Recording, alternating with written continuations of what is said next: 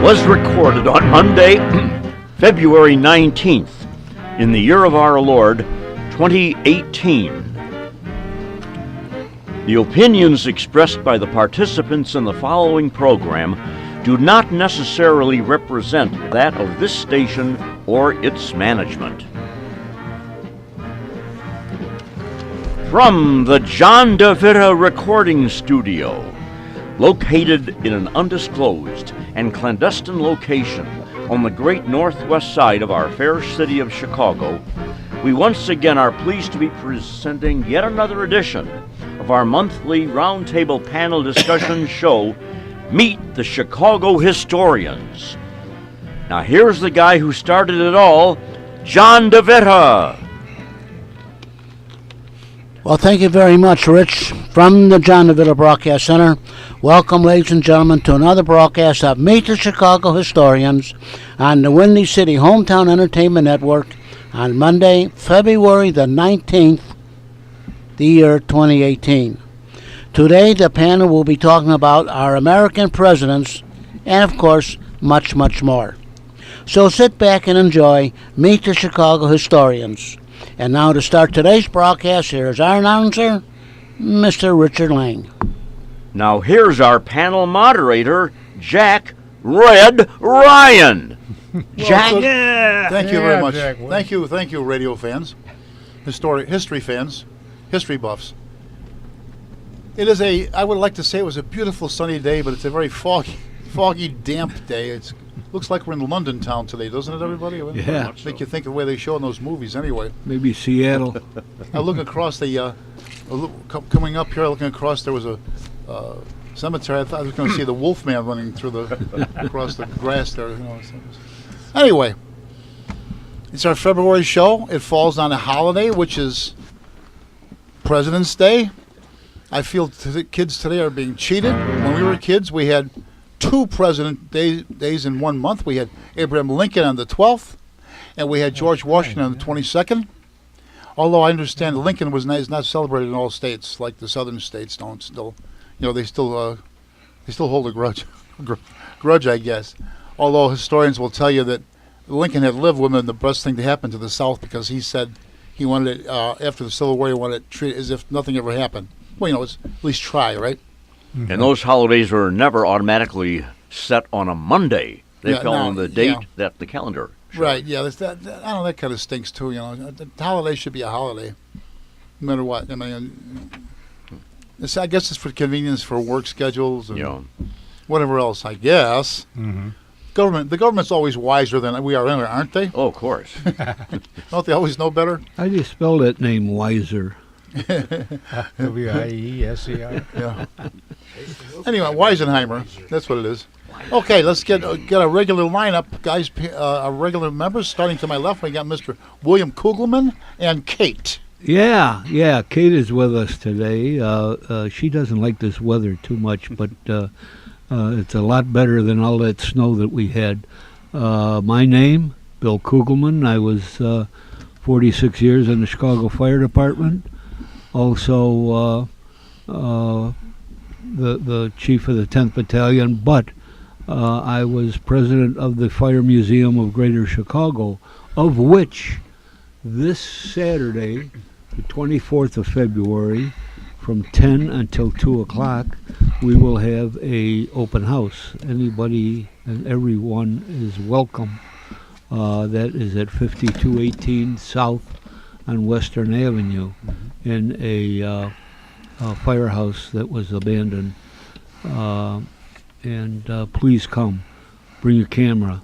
10 to 2 on this coming Saturday. The Fire Museum of Greater Chicago.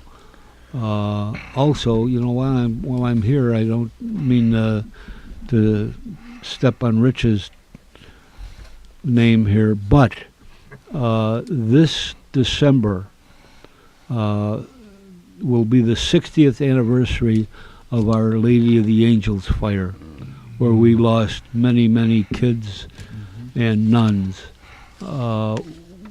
We have the Fire Museum, we have a program at the Fire Academy, 10 o'clock on December 1st. And then the next day, that's a Saturday, the next day, Sunday, we will have Mass at Holy Family Church on Roosevelt Road. I don't have a time on that yet. I'm trying to get the Cardinal to come. It would be, 60 years, a lot of these people are passed away, as we all know.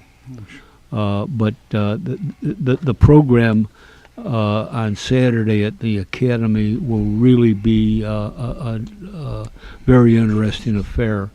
The guy running it has done it before, and he puts on a great presentation. So if you think about that, I know it's a ways off, December 1st, but put it on the calendar. That's right on the anniversary then, December 1st. That is the anniversary. I well remember, I'm a little older than most of you folks. Most of you. Well, some of you anyway. Thank you, Jack. I was in 7th grade when that happened, I was in France. My company was there. Yeah. But, no, I had been drafted, and I was over in France, and I'm glad. I'm glad that happened. I didn't want to be there. Well, yeah. No, I didn't. I just didn't want to be there. Anybody that was there, we don't talk about those They're scarred things. for life, Yes. Am I yes. right? Yep. It's one of those things where, rather not talk about it, right? Yeah, it's a Chicago thing, and what that did though is change for the better the fire prevention laws all over the world, not just the country, all over the world.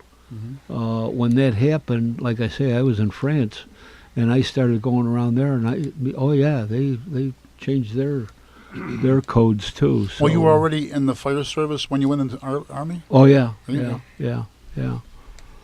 So anyway. Long time ago. You and Smokey Stover, huh? Oh come on. Next guy. Hey, wait up. Okay, I said what I want. Kate. What's Kate's background? Kate is a rat terrier, and Kate is a registered and licensed drug sniffer. Very good. She has sent many aliens, I like to call them, back over the border through the ICE people. I work for the racing board at the racetracks, and the backstretch we have a lot of unregistered aliens. And I'm shocked. We have stopped. I'm very proud of that. We have stopped the drug traffic, pretty much so. But I think maybe Kate is getting ready to retire too. You gonna pull the pin, Kate? Are you? What are you gonna do when you get a part-time job? Huh? Work security somewhere or what? Okay, next case. Rich Lang. You just heard from him. I am your announcer, Rich Lang. I've got a background in teaching modern American and European history, and largely thanks to our recently deceased great bedrock of this program, Ken Little, I've become familiar with and interested in Chicago history, Chicago neighborhood history. And I'm also active in a group that recreates old-time radio shows. Are you doing anything soon, or? About 10 days we have a show, where is it now, at one of the residences of Resurrection Hospital. An evening show. I think it's a week from Friday. And what will you be doing? The Bickersons, Fibber McGee and Molly, the usual shows. And what you personally, were you any particular roles, or? Well, I'm often Jack Benny, Fibber McGee, Yeah. and probably to the liking of many, Bud Abbott, who's on first. Yeah. Arguably our most famous and well-received radio sketch. Yeah. Okay. And how about Mr. Kitzel?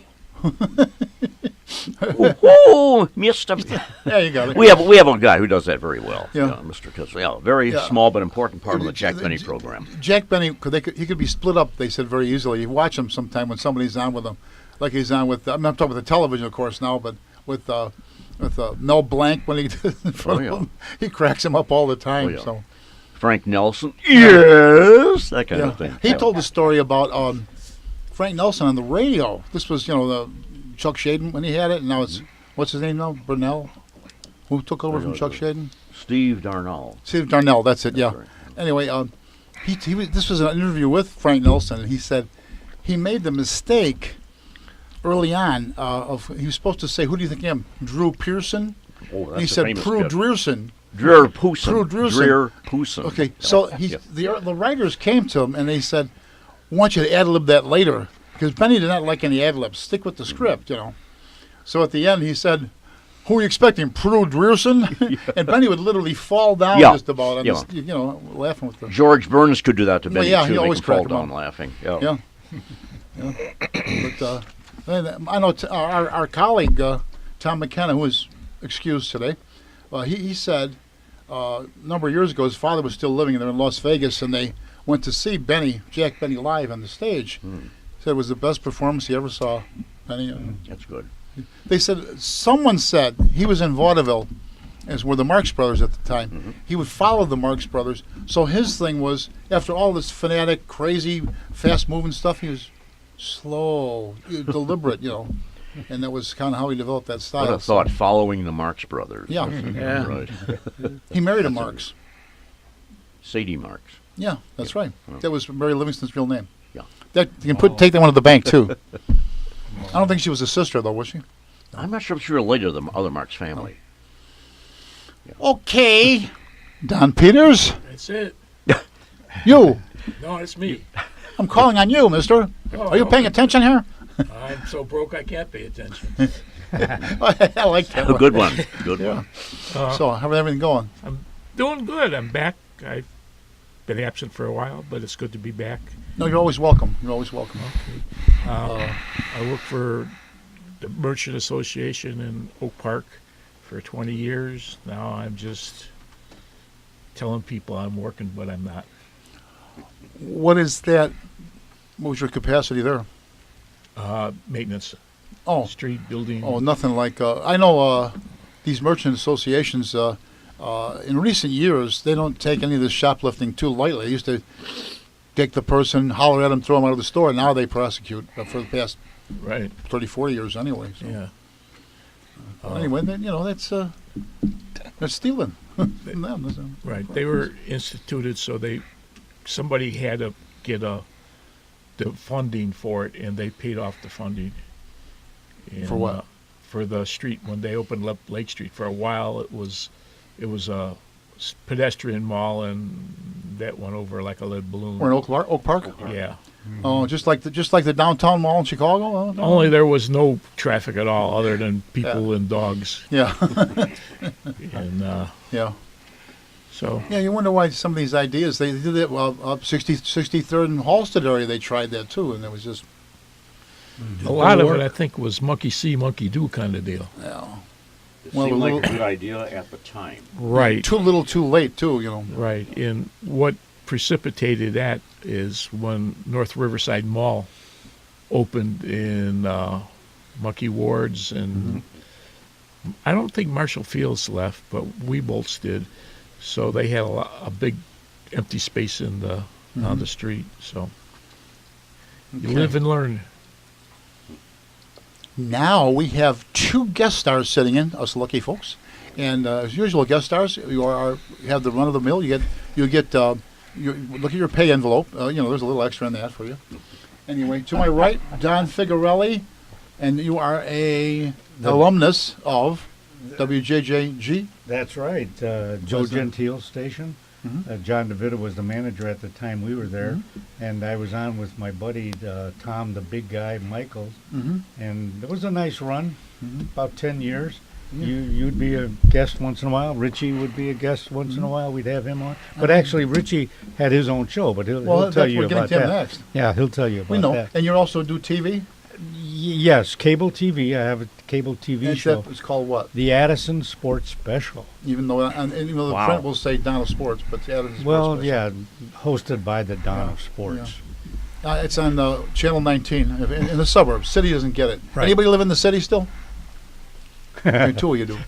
3 of us do. 4 of us. Yeah. Well, I'm kind of in between right now. It's not really that funny at the time, but I got fired twice for living out of the city when I was on the job. They No, caught you, huh? oh yeah, oh yeah. They didn't like the idea of me living out when I was running the strike in 1980. Oh, they would have. But, They could have looked at but- overlooked it otherwise, right? But you know what? For that, now I can live wherever I want. You know where I'm living? In the city. In the city. Is that in the state of insanity? Someone asked me, "Have I lived in Chicago all my life?" I said, Not yet. "Not yet." So, okay, Don, anything else going on? No, that's it right now. Well, of course, I do a podcast here on Donna Sports Show. Yeah, the Donna Sports Show. Yeah. So looking forward to that, doing that this week. So you guys are free to call in if you'd like. Okay, What day? this Wednesday. Okay, yeah, we could do that. Mm-hmm. It always helps if we had the call in would help a lot. too. 11 to 12. 11 to 12. Okay, not a long show like this one. Huh? Okay. Richie Z, Rich Zatkowski, also an alumnus of WJJG with Motor City Madhouse. Yes, 2 years I was there. Oh, it was Saturday morning on that station. I used to listen to Cop Talk. Mm-hmm. No, were you first? You were after Cop Talk, and then He you was were, after Cop Talk. Yeah. Don was after Then you were Cop after Talk, them. and then I was after them, and, And then- we had a lineup that. and the lawyers were on. So, well, you had don't- 2 hours of If you have nothing men- good to say, you don't don't say mention anything that. at all. Don't So, I mention thought it was that. very good. so, I like that. but we had a lineup that if you turned your radio on, you stayed tuned. We all did our jobs in making it interesting, and Yeah, people loved it. 2 hours of Cop Talk, then Donna Sports, then your Motor Right. City Madhouse, which I love that theme you had. What was that? The music. Oh, the music was, oh gosh, I can't even, What is really- Hell's Bells Yeah. from 1929, a big band sound. I'm still using it Do today ya? in my new radio thing. What is your new radio show called? Now I'm doing Chicago History and Automotive Heaven, and I'm on WCGO 1590 AM. When? Sunday afternoons at 12 noon. Plus, it goes into my podcast, which is on my website, RICHIEZIE. Takes you to my. I have 85 radio shows on the podcast, and I have about 30 television shows up there. So, if you love Chicago history, especially, go up on the site, and you're going to see anything from you guys. Probably remember, but I'm going to tell you a story about a mentor of mine, and his name was Paul Harvey. I actually met him, and he encouraged me when I started 29 years ago on television to keep up the good work, and I did his whole life story, which is really cool. We're doing the podcast site. I do tours of Chicago. I've been doing that for like the last 5 years, so I do downtown tours. But our tours, what we do is something very special. It's very unique. You don't have to fight to get downtown. You don't have to park your car somewhere and then walk a mile to meet the bus, because the city won't let you just stop anywhere. You have to have designated areas. So what we do is this. I put together a thing with a bus company who has brand new buses. They're luxurious limo-style buses where there's couch seating, a restroom, air conditioning and heat, and large picture windows. Now, we come and pick up your group. We cater to a group of 22, 30, or 38, depending on the size of your group. We'll go pick them up, bring them downtown. We do the tour. I've been doing this for a long time, and I do my signature downtown, the State Street, the Michigan Avenue, the Mag Mile, the museum campus, and things like that. But I find that, it's kind of what everybody else is doing. So what I'm doing now is mixing it up. I'm putting a little bit of ghost into it. And there's so many, people think, the only place the ghosts are, Resurrection Mary on the South Side. That's not true, man. There's so many. And I experienced one of these things, where the State Lake Theater is. Used to work there. Okay, now you know the alley over there. Now, that was the Iroquois Theater that had the fire back in the early 1900s. Yeah, that would be I took a group. Oriental. Huh? I think it's the Ford Center now. Yeah. The Oriental Theater was. But Oriental Ford. But I took a group down there last summer, and there was no traffic, nothing. It was really cool. So we got off the bus. I told everybody, we got maybe 5-10 minutes before someone starts shrugging, and we can get in trouble and get written up and tickets and stuff. So we walk down the alley, and I'm telling the story about the Iroquois, and as a firefighter, that was another one of these stories that changed the way buildings were being made, and that the doors on that theater opened into the theater. And then when the firefighters finally ripped the doors open, bodies just fell down into the alley. And then it was like a lot of bodies, okay? And many were locked during the performance. Right. Well, they were locked also, so that was another thing. But I'm there telling these stories. We're walking down the alley, and it was a summer night. It was probably in the 80s, nice night. And where I was standing, there was like a chill. I didn't say anything because I didn't want to make it look like I'm making up things or trying to scare the people, but it really, really did happen. So we do that, and I do something nobody else does. I do tours of Chicago churches also. Chicago has some of the most beautiful churches in the world. One thing Ken Little did frequently in his later years, give tours of the Chicago churches, North Side especially. I talked to him a number of times, and we never talked about that. But I've been into so many beautiful churches of all denominations in Chicago. The Polish people built 50 churches in the city of Chicago, and some of them are just spectacular. So that's kind of for any information people want to get a hold of me. My phone number is 312-841-2560, or go to the website, RICHIEZIE. That takes you to Chicago History and Automotive Heaven. And thanks for having me here. What's that? RichieZ.com. Yes, sir. Speaking of churches, my old parish, which we lived in for like 25 years, St. Rita of Cassia is at 63rd and Fairfield. The big church, not the high school now. Some people refer to it as the Cathedral of the South Side. The tower there is there's supposed to be ghosts there, haunted. No, they're people. Really? Yeah. Who is that gal that has the ghost? I think her name is Ursula something. Ursula Bielski. Bielski. Okay. Yeah. She. People ask me all the time. I'm glad you brought that up because people ask me all the time. Well, what do you think about this tour? What do you think about that tour? Go. Chicago's magnificent. Yeah. The history is spectacular. At night, the city just lights up and becomes a jewel on the lake. So go down there. Go experience this stuff. Walk around. Go on any other tour. But if you really want a good tour, you want to see Richie Z with Chicago History and Automotive Heaven. Okay. A little side on that, Rich, is that Ursula's husband does some of the driving for that. Right, Rich? And he was the one that was the co-author of the book about Our Lady of the Angels. And it turns out he just got out of the joint here about a year ago. He was a convicted arsonist. Right. Oh, the guy that wrote the book. Yeah. The guy that committed the fire at St. Right or no? No. He wrote the book. Really? Yeah, he wrote the book with another guy, a co-author, and of course he's not welcome at any of our OLA events anymore. Wasn't he a firefighter? He was. I think he was a volunteer or something somewhere, and he was supposed to be a copper somewhere. For some reason, I thought he was in the city. Yeah, no. Good Lord, no. We got enough of them.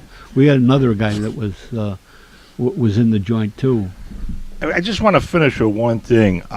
What's unique and what's really cool about what I do, what our tours are about, is I was born and raised in Chicago, and we moved around to all different neighborhoods. When I became able to drive and had a car and a license, which was when I was 15,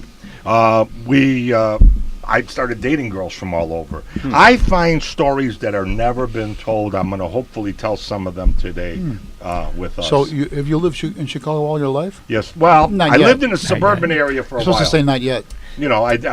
But I'm back in Chicago. I'm in Little Italy, and I love it being convenient, close Where's to that? downtown. I'm around Ashland and Taylor. Over by there. Oh, the Al's. university, huh? Yeah. Oh, okay. What's the name of that restaurant over there on Rosebud. No. Pompeii. Pompeii. Yeah, we used to stop there all the time. Yeah. There are a rather plentiful amount of good restaurants around in the area. Oh, Remember, was it Chicago is. Feeble, famous for nothing? Was it they call it? I don't know. Come on, Chicago. Don, you should know this. Which one? You're a resident Italian today. What, the restaurant? Yeah. Taylor who's the Street. one- Yeah, well, I don't go down there too much. So it's Do you consider Al's Beef a restaurant?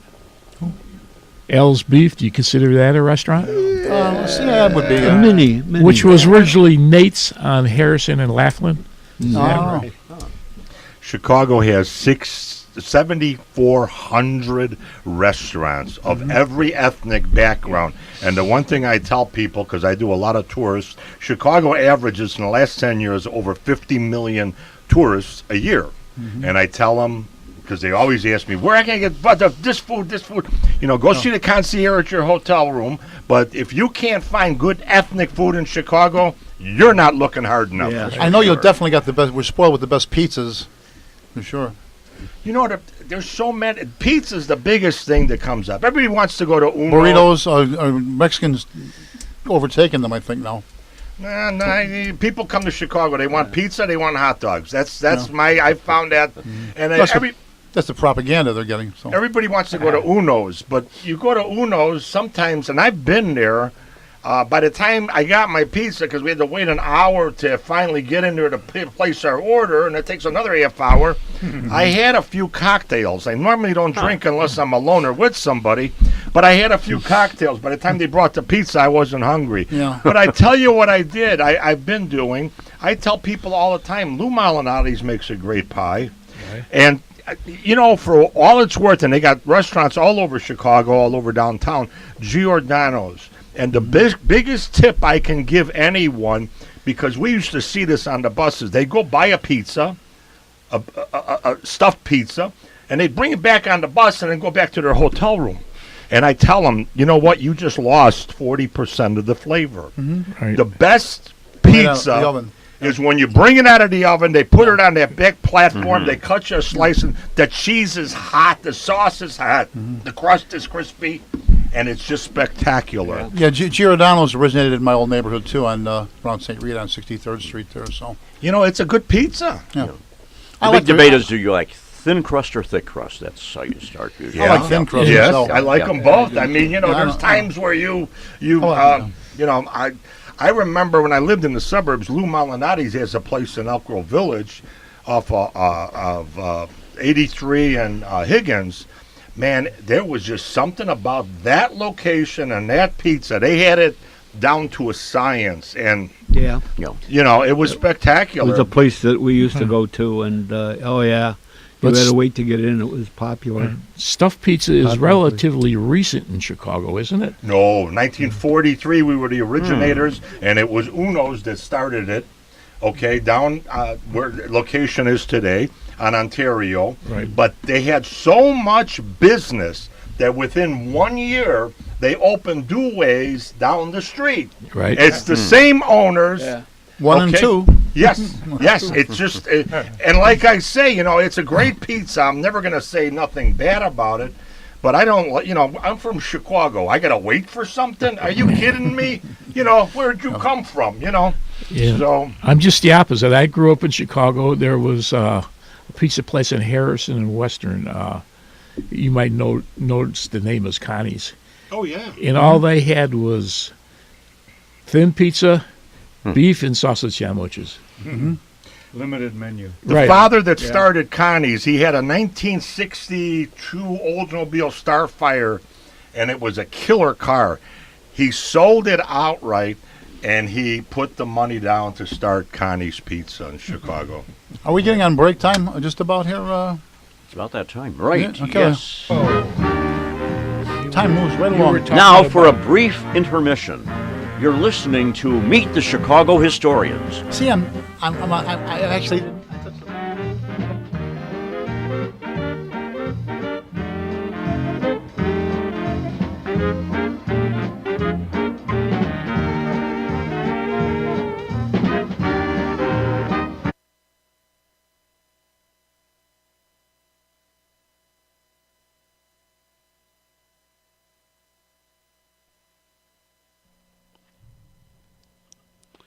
Friends, are you looking for a place to have some printing done?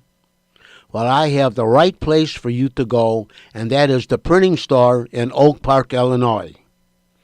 Call or see Phil Berry at 621 Madison Street in Oak Park, Illinois, or call 708-383-3638. Phil will sit down with you and help you plan whatever you need printed.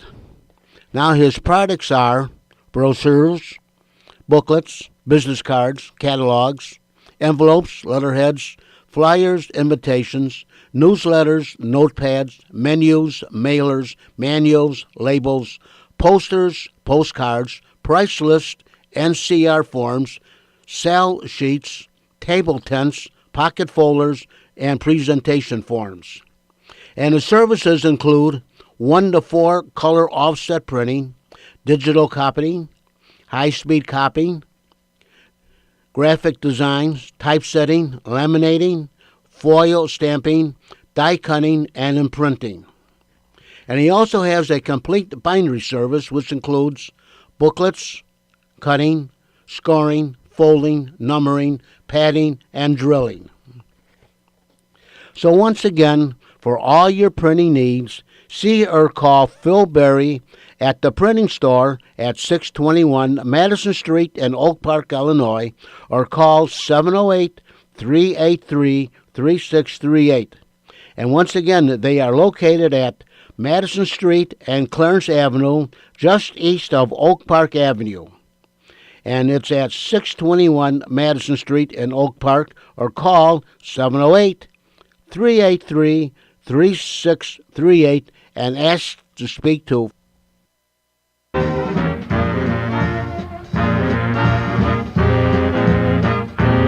Now back to our special President's Day edition of Meet the Chicago Historians. Jack? And while we're waiting for the presidents to show up, and with this president's own band, the Marine Corps Band, was that formed by or headed by John Philip Sousa at one time. We'll get into our usual discussion of recent history, also known as current affairs, and we have a couple of obvious recent incidents. We had Police Commander Paul Bauer acting in police capacity, responding to a hot call, killed on the street. Randolph and Clark right there? Is it the state of Illinois State building? of Illinois building. Right across from City Hall County building. Yeah. And anyone know of the Mr. Paul Bauer? I do. I know Paul very well. In fact, that Sunday we had our police mass, and we were kidding him. About a year before that, about a year ago, his little daughter Grace used to do our readings, and she kind of grew up there. She had to be 9 or 10 years old when she started, and I sit in the back, so Paul would look at me and is she loud enough? Can you hear her? And that, and so we got very close. Mm-hmm. And about a year ago, she was sick, or she wasn't there, and Paul took her spot. Well, it's tough when you're reading from the Bible all of these names from Israel. Oh my God, it's well, Paul pretty much screwed up a lot of those names. He wasn't used to it. And Father Brandt, Dan at the end of Mass always says, anybody got anything to say? Anybody? And I'm the only fireman there.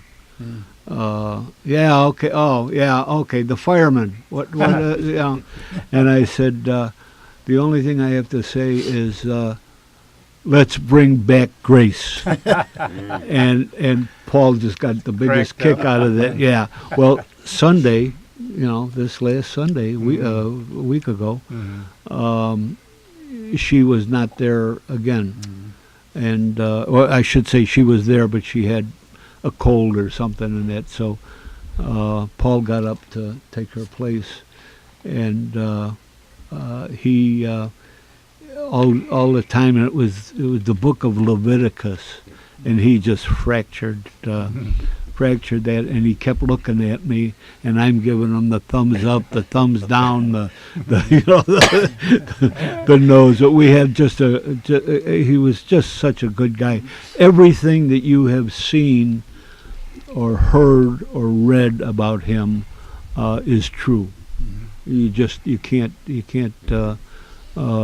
cannot say it that it isn't. He was just a good guy, and he came up and he said, "Well, you're stuck with me today, Kugelman."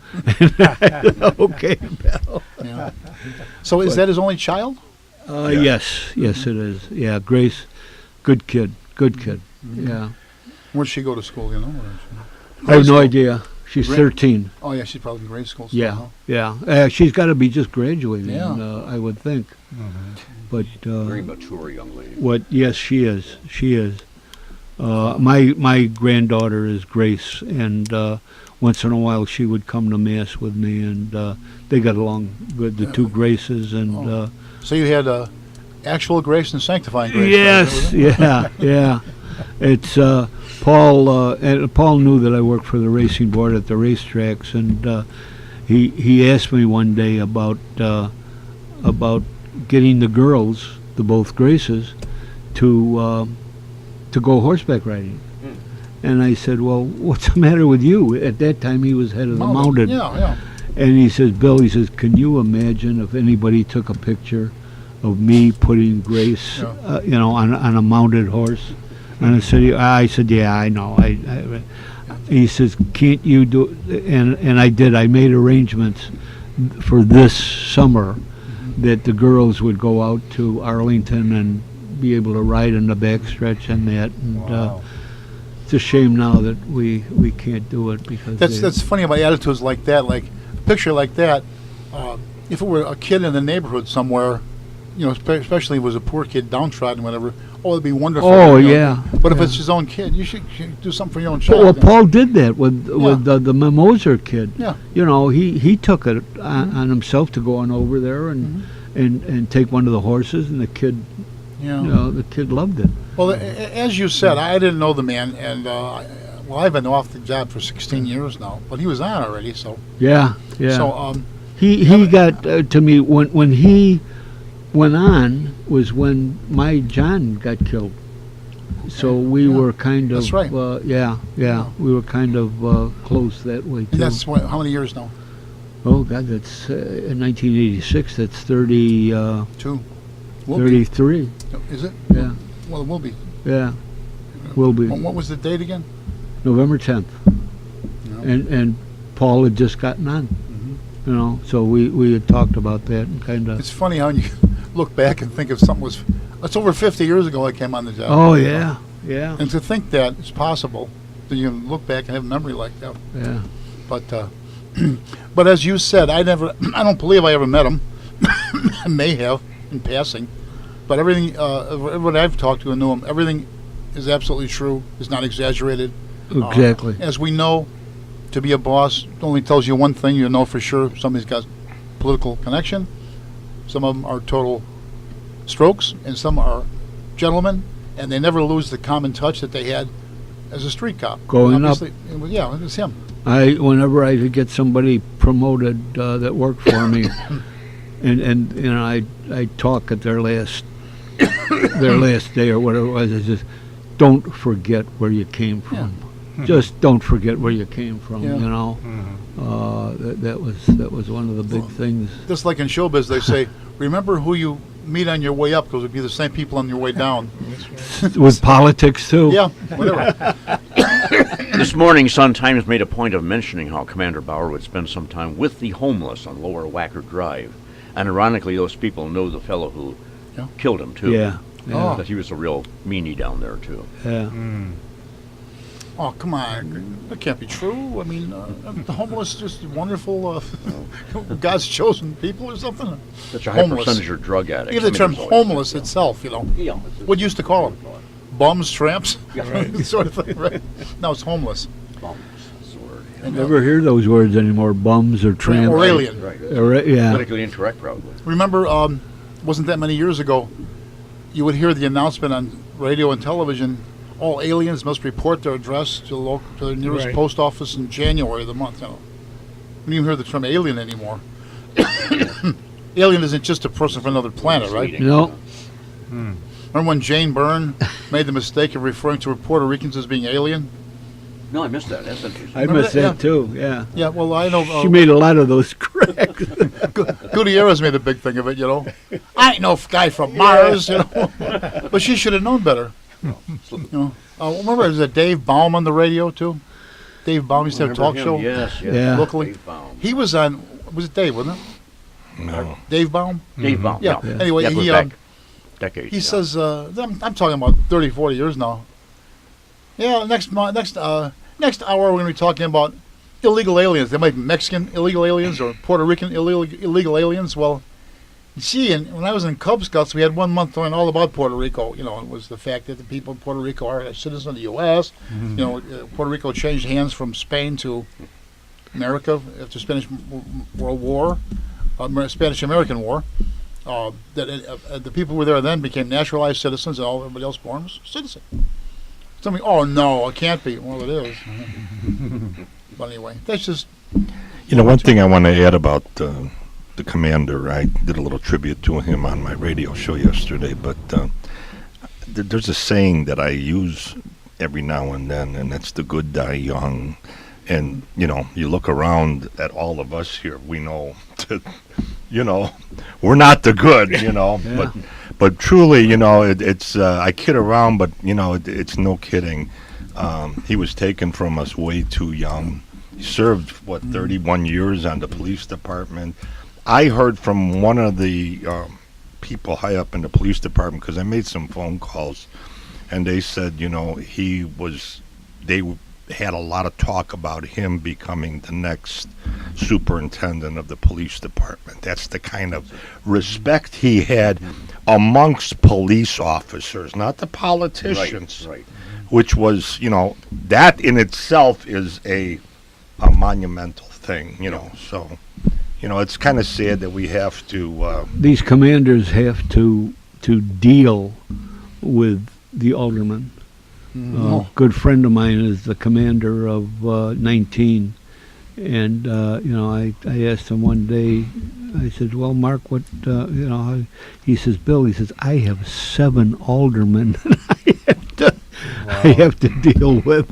He says, "That's where my business Mark is who? every day." Mark Buslick. Oh, well, Mark. Yeah. I was watching the Mass Sunday or Saturday, and you bring up a point. The superintendent did say, "How do you know if one of your commanders is doing a good job?" He said, "When you don't hear from the alderman." Yeah. He said that at Yeah. the eulogy, and he said, "I never heard from any of the aldermen that were Complaining. in Yeah. Paul Bauer's district," which Yeah. was I found this to be true on the job. Guys, you know, it's no secret that you get a lot of slackers in any job that want to do as little as possible. And they hate these particular bosses. And one was John Corliss, who he was turned out. I met him in 21 in training and in service training. And that's another story. And he was commander in 8. Well, there's a different story when he's boss of the district you live in. That's different. Oh, that's a good thing, you know, for Yeah. someone like that, because he was out all the time. He was straight with everybody. He was on the street himself. By the way, here's if he was such a, I can't say a bad word here, not nice person, as these other guys said. Here's how I met him first. October of 1969, I was in service training when we had the weathermen come back to town for the following year after the convention. So all days off are canceled on the weekend for us too, who were in service at the Chicago Cavalry Armory. We were down there. Guess what? I was supposed to be best man at the wedding Saturday, October 11th. Well, I went and I told my sergeant, and who was, you know, from the detail, he goes, "Well, I don't know what you're going to do. They canceled days off." So the in-service captain got wind of it, who was John Corliss, who I never met before, never laid eyes on him. And the next day, the sergeant says, "Corliss wants to see you." I said, So just like he goes, yeah, Ryan, yeah, listen, you're the guy with the wedding Saturday, okay? Will you come down here Saturday morning, answer up for roll call, then leave and go to the wedding, come back Sunday. And if anybody asks you, who excused you? Captain Corliss excused, just like that. Never. Now, there's the guy using his head, too. Yeah. Why are you going to put somebody in an impossible situation? You know what I'm saying? Yep. Going sick because you're not going to miss the other thing? Mm-hmm. Using his head. And he was, he was really, he was pretty much, what we need more of today. Mm-hmm. He even knew my name. Common sense is not popular. You know, growing up, common sense was an asset. Today, it's a punishment. Yes. Yeah. I ran into one time. I was when I was in traffic. Used to walk a foot post downtown. Well, if you're in the one shift, you'd walk a foot post on near north or the loop. Then you go to your corner in the afternoon. So anyway, I'm walking whatever it was. I got all the way down to the lakefront, summertime, and anyway, there's the car sitting there. So I walked over. It was a sergeant from the summer mobile force detail, and he was a big, very big guy. He was one of your guys. One of your guys down, Italian, like a Giardelli or Gianelli, that name like that, Yeah, all right. And the kind of guy you got to like instantly. Come on, sit down with us for a while, He's reading the book there. He says, what's this for? He says he was taking a management course. They're having him take in DePaul or Loyola, whatever it was. I think it was DePaul. He says, oh, yeah? How am I going to say this right? I said, what does it teach you? He says, how to be a not nice guy. It was a much simpler. Now, here's a guy I never met before telling you that. Just like we're going to have sitting at a bar somewhere. Yeah. But that's the kind of people you like to see. Absolutely. And it was just one further note. I did apply my own self for the mounted unit, but they said they didn't have any Clydesdales, so they couldn't take me. So. Anyway, the other story, we had the shooting and another shooting down in the one in Florida, the murder, mass murder like that, and we see the people up with their signs about laws, and what are we going to do? And does anyone have any particular opinion about that, Don?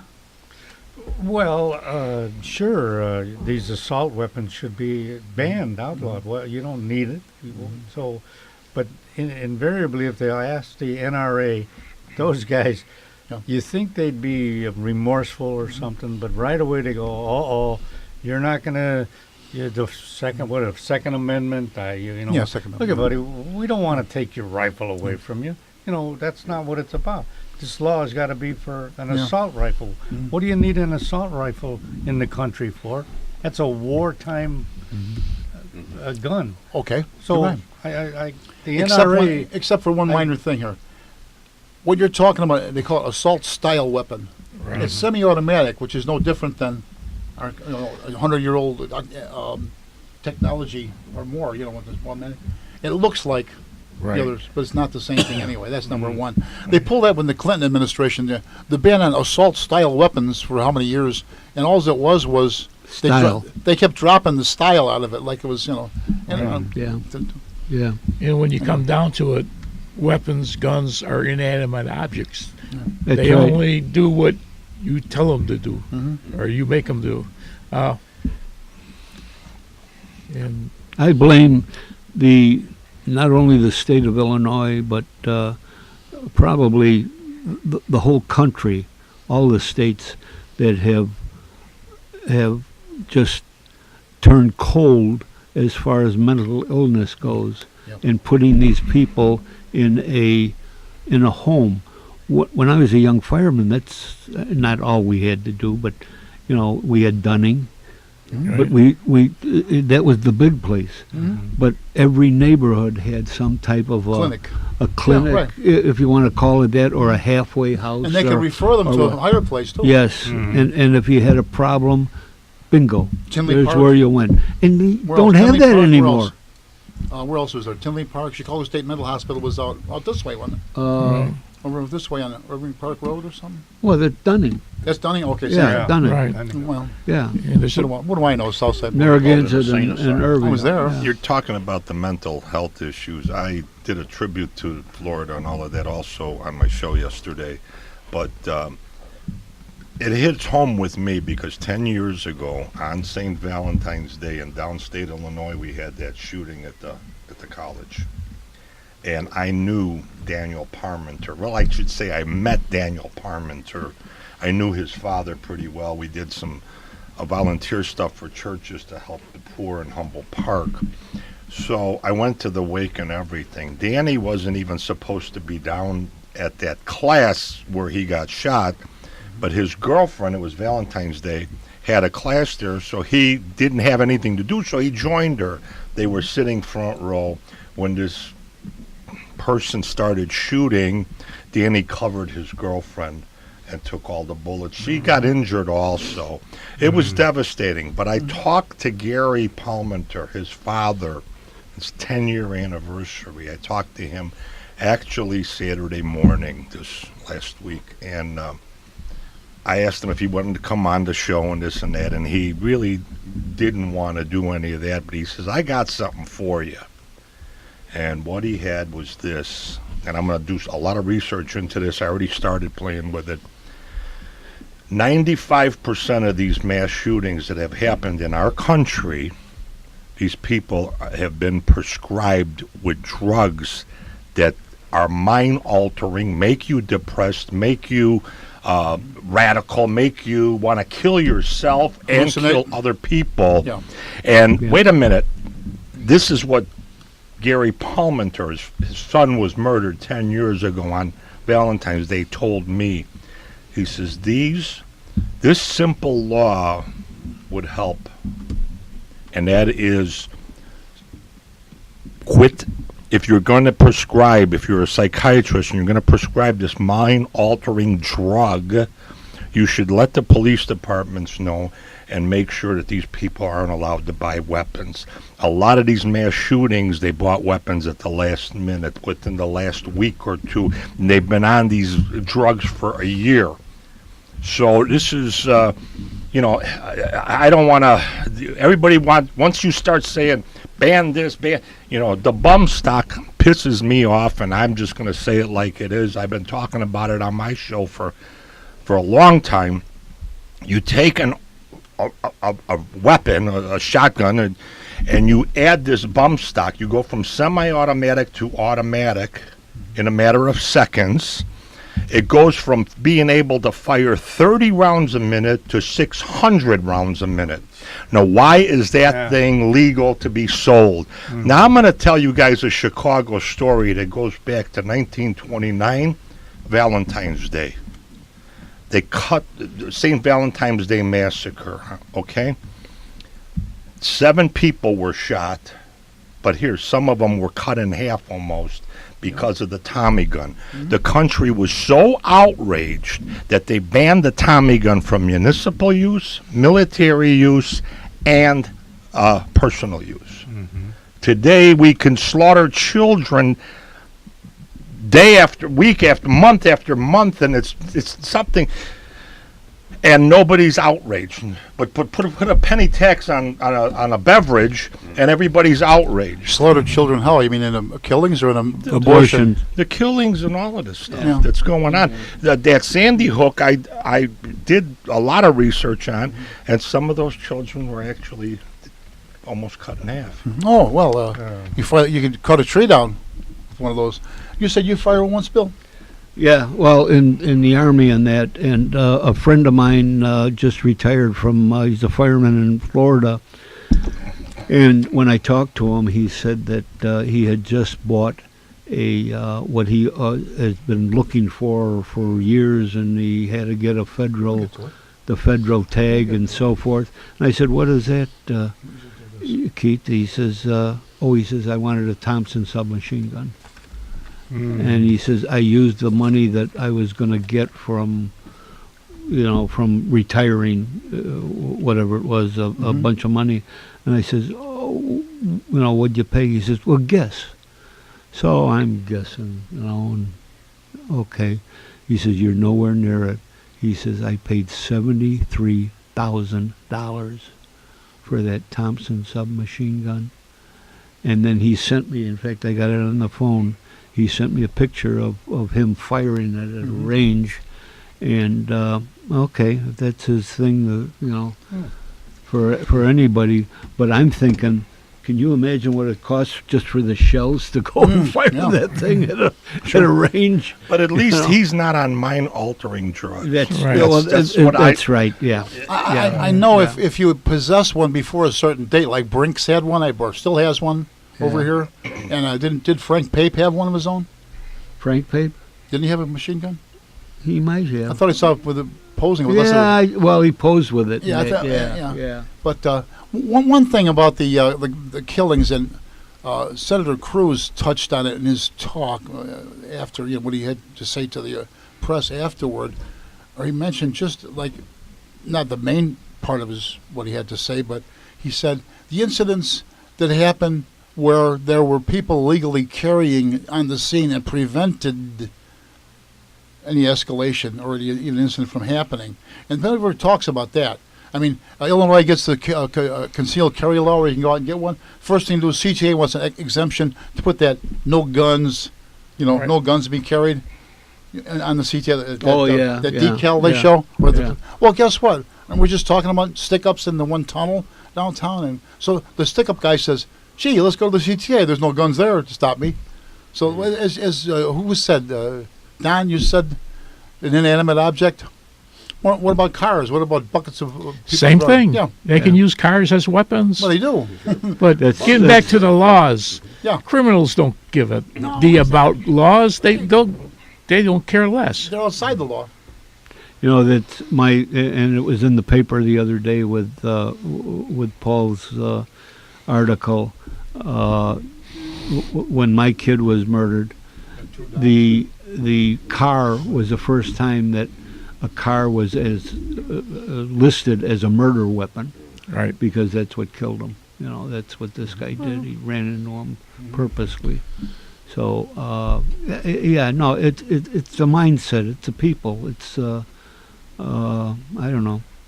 I had a good friend of mine who was a priest, and he says, what would solve a lot of our problems now? He says all over. He says, getting into the Third World War.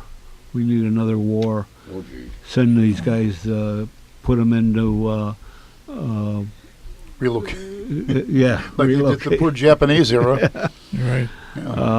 And I could see it on the job, and it's showing up more and more. We just celebrated. We just memorialized a fire that we had some time ago, Mickleberries, and all these different things.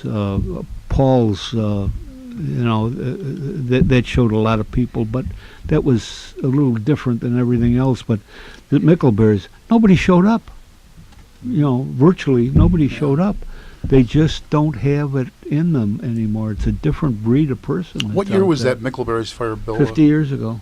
Is it- Yeah. Well, it's Yeah. not. Excuse my showing my age. That's not that long ago to me now. Being that I was already on the job. But you have generations, they don't teach history, No. and it's lost. There you go.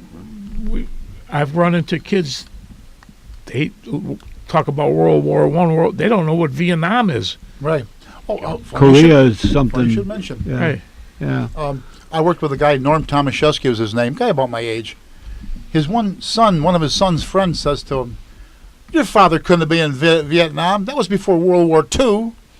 And it was something to me, it was just recent, the recent, that was before World War II. I could tell when I'd get new people coming on, get candidates, and I'd see them for a while. I could tell if they had been in the armed service, just by that discipline, and they still had mommy's apron strings That's me. attached to them. Yeah.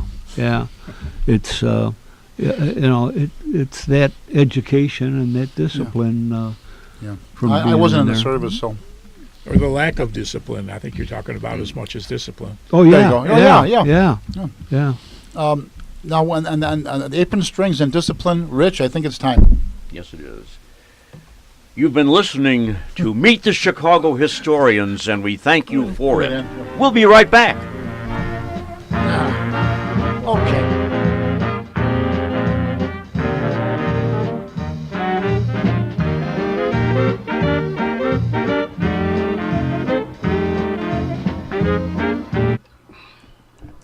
Well, friends, it won't be long, and we'll be getting into the spring weather, which means that the snow, ice, and anything that's on your roof will be melting.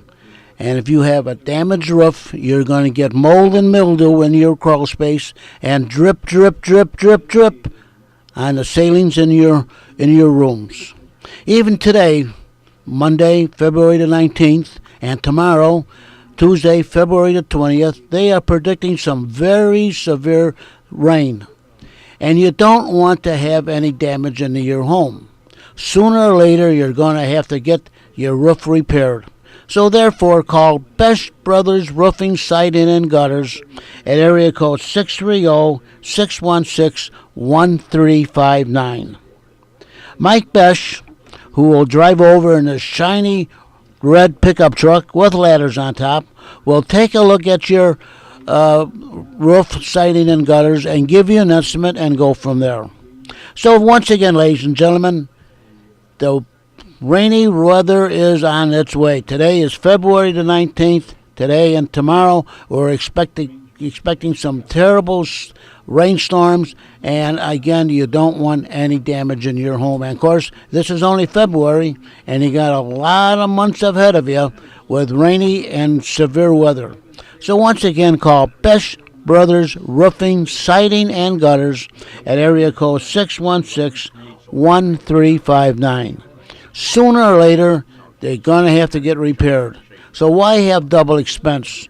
You're going to have to call Best Brothers Roofing, Siding, and Gutters at area code 616-1359.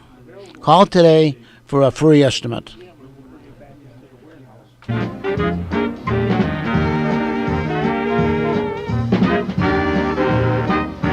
Now back to our show. Jack? Well, welcome back. We're going to get right away now to our subject of the day, which is the presidents of the United States. And I want to ask some participants. Don, do you have Don Figarelli? You've got Don Figarelli meet Don Peters. Right. So Hi, nobody has a corner on the market of Dons now. Right. No Don Corleone, no Don Drysdale. Well, here, Anyway, fellas. Would you like to start with? Okay. Yes. I've got a trivia question for you guys. Now, you guys are all great historians. Speak up. Speak up. Yeah, speak Can't up. hear? Yeah, all right. I've got a great trivia question for you. Guys are all historians. I wonder if you know this. There was a president, and get this now, you know, presidents had cats, dogs, and whatever. There was one president, you got to give me the name, he had a pet alligator. Can you believe that? I would say it had to be Obama. Now that, One president's family, I think, had an unusual number of pets. Would be Teddy Roosevelt's. is that right? Okay. You know, whether Yeah. an alligator, that I'm not sure. No, yeah, Is that I who it was was? surprised when I heard it. Yeah, John Quincy Adams. Really? Yeah, well, now that's Who would have No thought? wonder they didn't Yeah. re-elect him. Conservative New weird, isn't that? Kind of weird. What Yeah. president was never elected as president? Gerald R. Ford. Gerald Yeah. Ford. There you go. Yeah. Oh, yeah. Okay. And that's like a real interesting thing on how he became president and that. After the Kennedy assassination, he was head of the Warren Commission. And then Congressman from Michigan. when Agnew went down, Nixon Agnew went down because of scandal, he supposedly told the Republican Party, and I've done everything you guys wanted, I want that position. Never thinking that Nixon would go down. So he's the only president that was not only not elected as president, but not elected as vice president. You know, I heard that he was the Speaker of the House, which was the third. Was he? And when Agnew left, he became the vice president. And when Nixon left, he became the president. That's the way I heard the succession. and he tripped down the stairs all the time. So it was like another. Well, we'll never know what trip up the stairs. particular workings were behind the scenes on this stuff, but you know.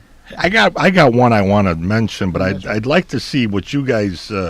I got my question is this: what was the greatest president as long as you've been alive? Now, I was born in 1954, And the greatest president that I know of in my lifetime goes back to when I was first born.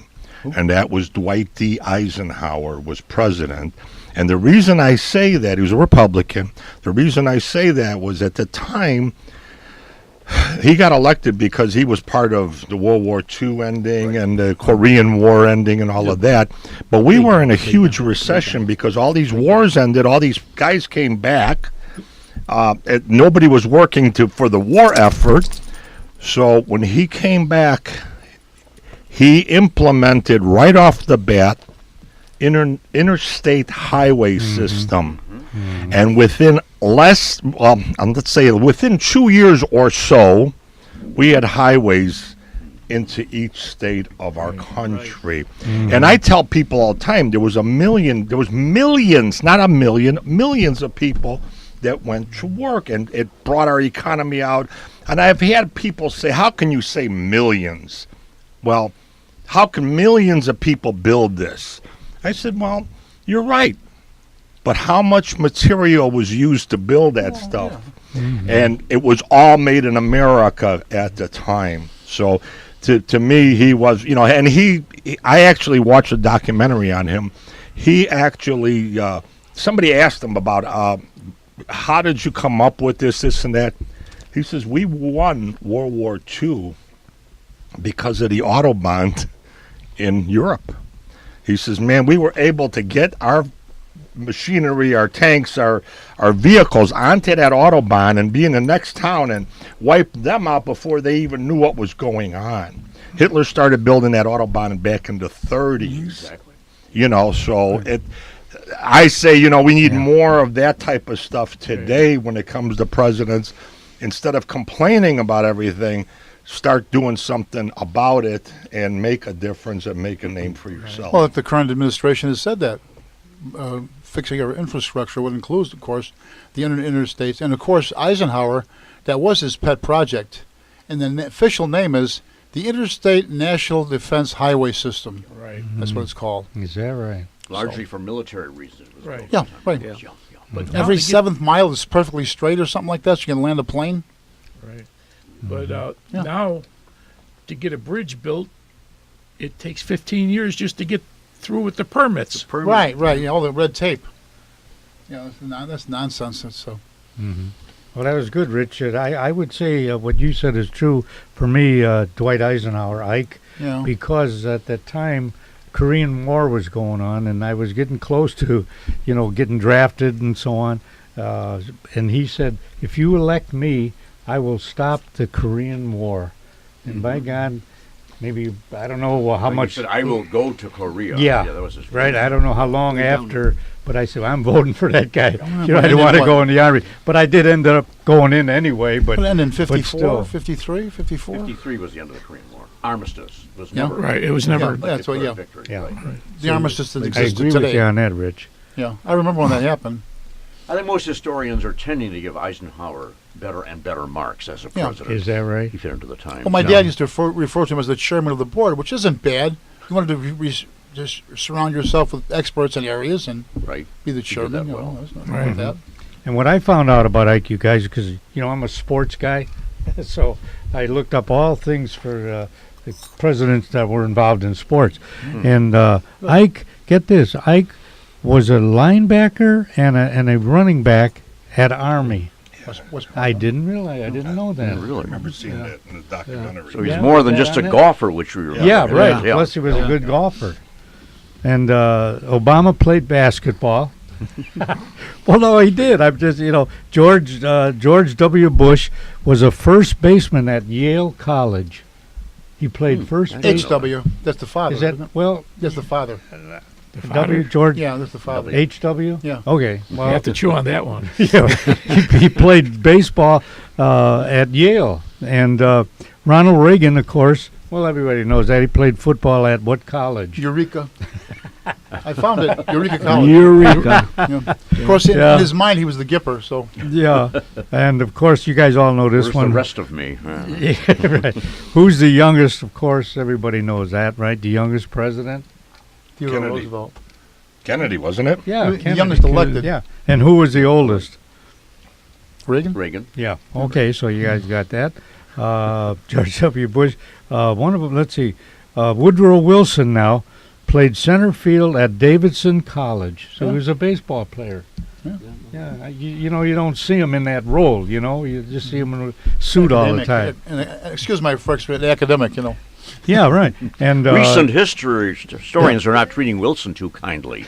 He was often Why? looked upon as one of the patriarchs of the Democratic Party. Yeah. Because as a Virginian, as a Southerners, he reinstituted segregation in a lot of government bureaus. That's right. He was the one Yeah. that segregated the armies, the armed forces. The armed forces Yeah, got segregated. Under Teddy executive Roosevelt, order. things seem to be maybe a little better, but no, Wilson, as a Virginian, reinstituted segregation. Just like history not being too kind lately to Andrew Jackson because of his treatment of the Indians. Yeah. Offsetting that, though, is that you could argue that this country really became a democracy under Andrew Jackson because of no more religious qualifications for voting or property rights for voting. We got a real democracy Right. underway by the 1830s. Yeah, but America has never been a democracy. Well, this is It's been a republic. okay. Oh, Democratic. There's a difference. Yeah, It's technically a so, representative right, democracy, right? right. Also, the Battle of New Orleans, if it had gone the other way, how much of the West we'd have lost? I think much of the treaty was decided even before the Battle of New It was Orleans. already done, yeah. Yeah, right. What I'm right, saying is right, we but, could have lost how much Western territory? that'd be interesting. What we would have lost in War. There was just a special line about that. Not our independence, but I think we Yeah. would have lost a lot of territory. Yeah, Old Hickory, right? that's right. Hickory. Okay, we got any more? well, Richard Nixon played linebacker.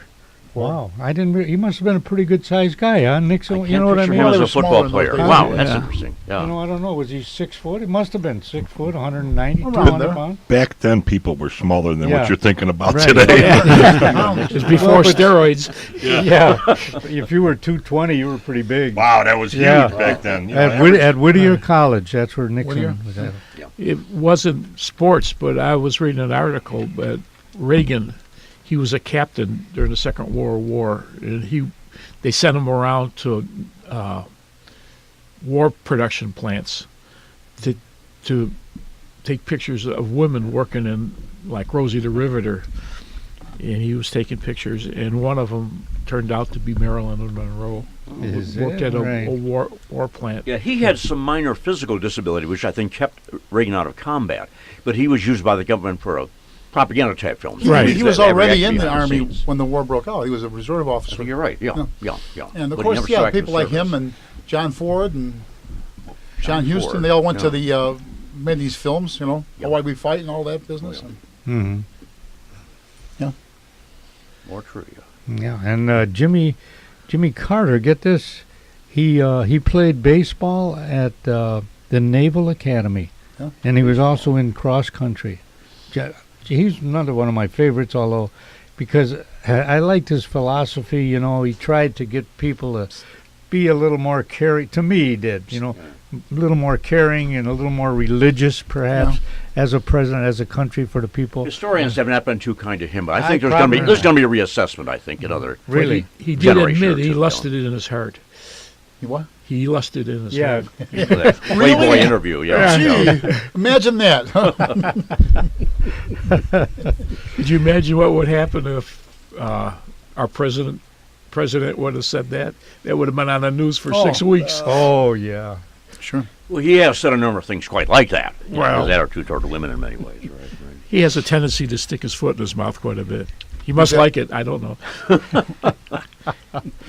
Oh, brother. His tweets. But do you guys remember? When I believe it was Bush, the second Bush, he gave every family, I think, a check for $500 or something. Do you guys remember that going No, back? that was the Sounds Democrats. familiar. That was Huh? the Democrats. After, remember when inflation was like 16 or 17%? Yeah. And yeah. there was a recession after that. Okay. I think we got a check for $50 from the IRS or from the Yeah. Was that right. I thought that was Bush. Boy, I don't remember that. Yeah. Go look in your I mailbox. think I got yeah. Yeah. I thought that was pretty good. You know. He said. Well, It's your money anyway. What do you Every mean? family was well. Yeah, but still. Well, it's Now it going, would it's pay going for a around tank of now. gas. And It's going around now on the internet about something with Trump, and you have to. I don't know if this is a scam or what. It does sound like it. That you're entitled to $289 a month. That you get a check. Really? Yeah, that sounds there's good. some kind of a scam going on the internet. Oh, well, maybe. That could be. Yeah. If something sounds too good to be true, it probably Yeah. is. Yeah, right. yeah. We seniors ought to be paid extra by the government. We should be They what tax exempt too. My old partner at Arlington Racetrack was a ex-Chicago copper, and then he went into the state. But he used to. He was in charge of the old bunco squad. Yeah. He says, Bill. He says there ain't no free lunches around. Some presidents said that, Bunko? didn't they? Huh? Some president said that. He says in America there's no such thing as a free lunch. Yeah, it could be. Yeah, bunco was What's scam bunko? stuff. Oh. Yeah. You know, yeah. Gambling Mhm. turned into it. Mm-hmm. Sure. Every bunko man knows Gandorf. Remember in this thing? Sure, every It's bunko like man the old knows line, Gandorf. Coolidge was supposed to have quoted as been saying, when a lot of people are out of work, unemployment results. Well, Nancy Pelosi just said no illegal aliens should be deported unless they've done something illegal. Well, I could, along those lines, though, Yeah. here along those lines, I thought we were getting off it. But anyway, the DACA thing, okay? They propose, I think the Democrats should go along with this. I think Trump said the DACA kids can all stay if you give me some money to build a wall. Mm-hmm. I thought that was a pretty good offer. I mean, he said the DACA, they can stay, the beach citizens, but No, they can stay. well, yeah, they can stay. They can get but they then can give me apply. some money to build. That's the trade-off. But you know? make them citizens. Well, what was too. wrong with that? Yeah, I Eventually. thought that was because Yeah. most of those Give them a kids, chance to be one. yeah, they're pretty nice Yeah. people. I mean, they've been We here don't know. since they were We don't 3 know. years old. Most Yeah. of them are nice people. We don't know. So let them have citizenship or earn citizenship. If you're a naturalized citizen and you commit some felony, they can revoke that and deport you anyway. So Mhm. they're hanging over people's heads. My son was born in France, and so he was an American citizen because of me and being in the army, and also of France. Oh, And he had to pick one or the other really? by the time he got to be 21. Is that right? Yeah, he had to pick one or the other. Mhm. And when they explained it to me, I said, well, what the hell is the difference? He says, well, if he would go to France and they were tied up in some war somewhere, he could be drafted. No, Right. yeah. Right. So he had to Yeah. reject that. Right. And when he applied to go on the state police, we talked about it, and he was afraid that something would be, said that he was a French citizen and dual, when he went to sign up, Right. and whether it would happen or not, we didn't know. I said, well, get down the French Embassy. embassy here in Chicago and do what you want, So he did. He went down there and to do in his French citizenship, and they asked him, well, what, why, why, and he told them that, he says, my dad said he didn't want any frogs in the house. I said, you didn't. You Did he say did that? Yes, he did. He said Oh, it. boy. And I said, what did they tell you? He said, the guy just laughed about did he? it. Okay. Yeah. He, Good humor. I had similar to that. My dad was born in Italy, Mhm. and I was the first one born in this country. And somebody said because of that, I had the opportunity to get dual citizenship.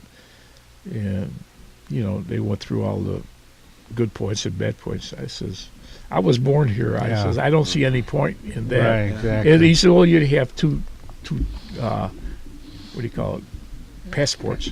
Yeah. I said, I won across there, and nobody said anything about my American one, so Somebody, there was an article in the paper here the last few days about a vote, a big election in some country, whether it was Italy or where it was, and that they were notifying the people that lived here to vote, how to vote, and what it was about. And I thought, that's kind of weird.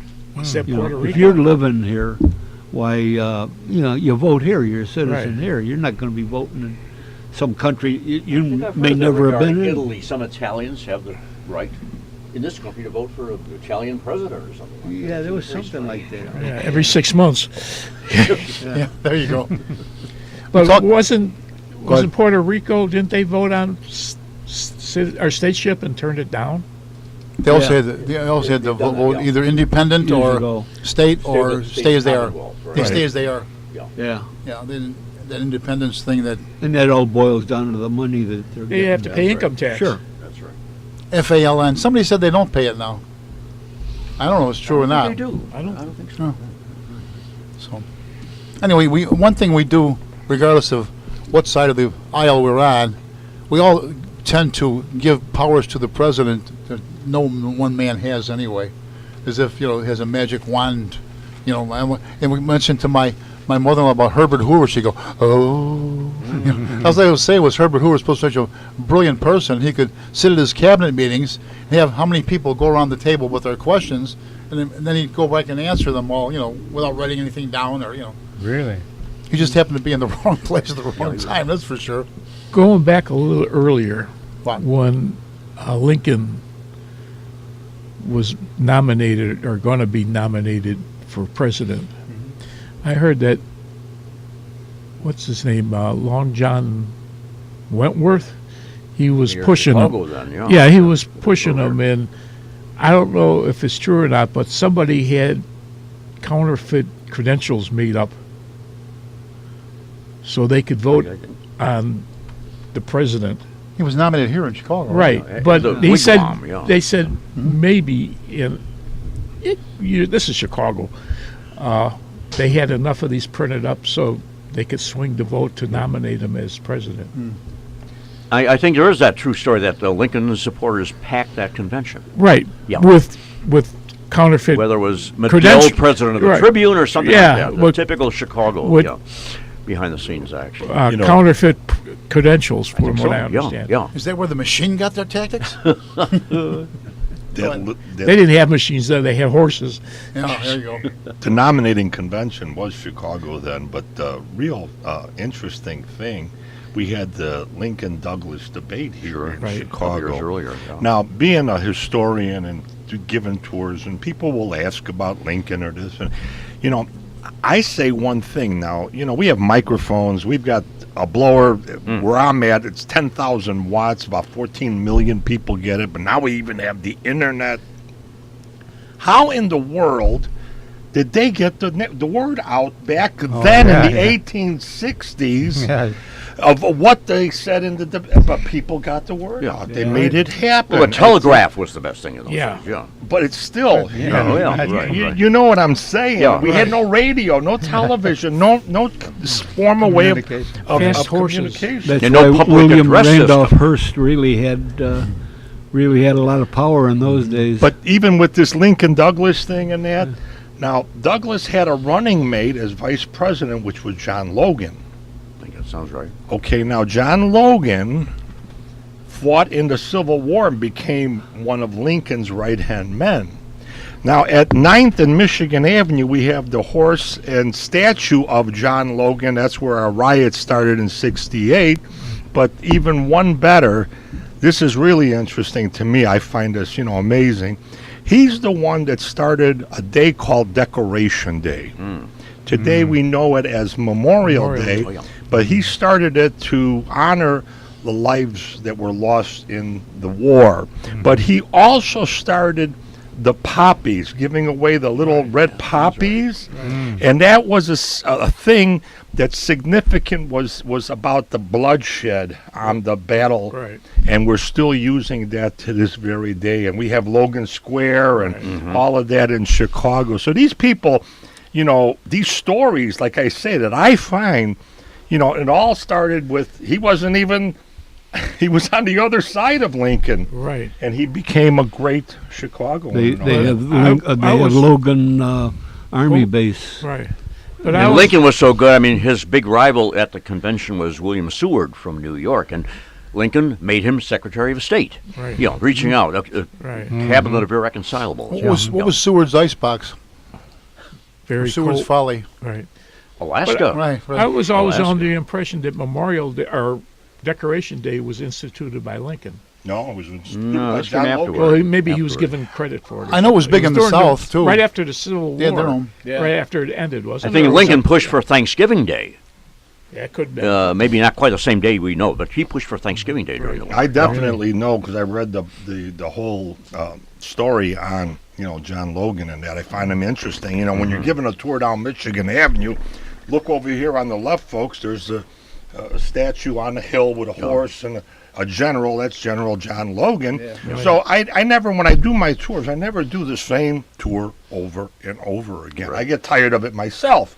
So I've done thousands of hours downtown. So I always look for more information. You'll always see my nose buried in a book, and it's usually about Chicago history or something like that. Do they ask you about Al Capone? Do you get that a lot? You bring up a great question. When I was doing the tours, two people were the most asked about. Number one was Capone. The other one was Oprah Winfrey. Okay, but here, I shied away from Capone because why talk about negative and, all the stuff that he was involved, murder, gambling, prostitution, and on, when you got a beautiful city you can talk wonderful stories about. But I did find a story, and you guys mentioned Herbert Hoover. Now, after the St. Valentine's Day Massacre, the wealthy, we got the World's Fair again, okay? The Century of Progress for 33, 34. Now, the rich put up the money again like they did in 1890 for the 1893 World's Fair. But there was so much going on about the St. Valentine's Day Massacre, the murders and this and that. They were worried about people not coming to Chicago because of this character, Al Capone. Now, the wealthy hired lobbyists, and they went to see Herbert Hoover in Washington. And they told him, you better get this guy out of town. Otherwise, we're going to fall flat on our face with our World's Fair. So that's when he hired Elliot Ness and all of that. Now, Capone was in charge of Chicago for around 13 years. The government put him in business because of Prohibition. He gave the people what they wanted. And that's where he started making his money. But they couldn't get him on tax evasion. Well, they couldn't get him on bootlegging. They couldn't get him on prostitution, on murder, and all the other things he was involved in. They got him on tax evasion, and they got him out of town in 1930. And that 32, was- I think it was. Huh? Wasn't it 32? 32. Well, Yeah. but it was all because of Herbert Income tax Hoover. evasion. That's a Recent fact. books on Al Capone have cited Herbert for saying, we got to do something to get rid of this guy. And that's what happened. Because actually, of what he was convicted for, that was a very harsh sentence. Right, exactly. Oh, yeah. Exactly. And income tax was a relatively new thing, wasn't it? When did that come in? 1919 or something? In the like war, World War One. Yeah, World War I, right. Yeah. But at that time, John, you bring up a great point. At the time, Capone's empire was worth anywhere from around 200 million plus a year. Probably And on that happy note, Al Capone, who was not a president, we have to go to a break. Hold that thought.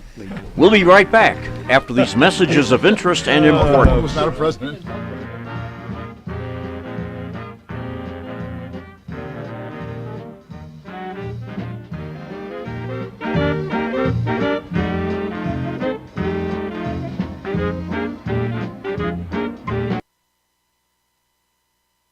you suffer from pain? Do you know someone that has constant pain of their low back, neck, shoulder, knee, or wrist? Have they tried medications, exercise, physical therapy, or chiropractic, and nothing seemed to make it better?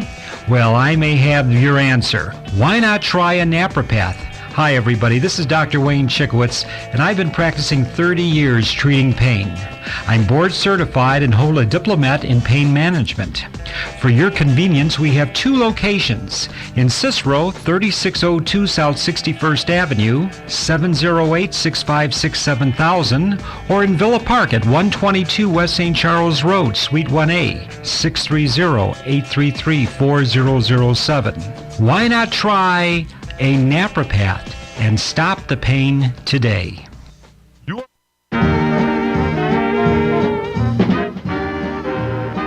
And now back to our discussion. Jack? To be continued. Yeah, we're getting that was a quick one there. So anyway, as I said before, what we were saying, many of us tend to prescribe these powers to presidents that no single man has anyway. Like you say, why didn't this happen? Well, it's not fair to blame them for everything that happens bad, like in the case of Herbert Hoover. Of course, then again, they would love to claim everything that happens well, so. To get on the same subject, but Yeah. in the future, if something doesn't change where the young people in this country start to realize what history is and what's going on around them, they don't get in to vote. Mm-hmm. That's the problem that we have in this country. And when they do get in to vote, well, they're voting because of somebody told them who to vote for, or. Or because I'm going to get free tuition. Or Yeah.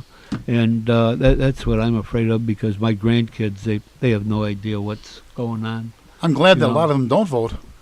Well, yeah. Well, when I worked for the Village of Oak Park, the first thing I figured that I'd say 95% of the residents had absolutely knew nothing what was going on politically in the town. That the town could virtually do anything they wanted. You think Oak Park would be more aware? I'm surprised. Yeah. People scream all the time about term limits now. Term limits. That's the whole new word out there now.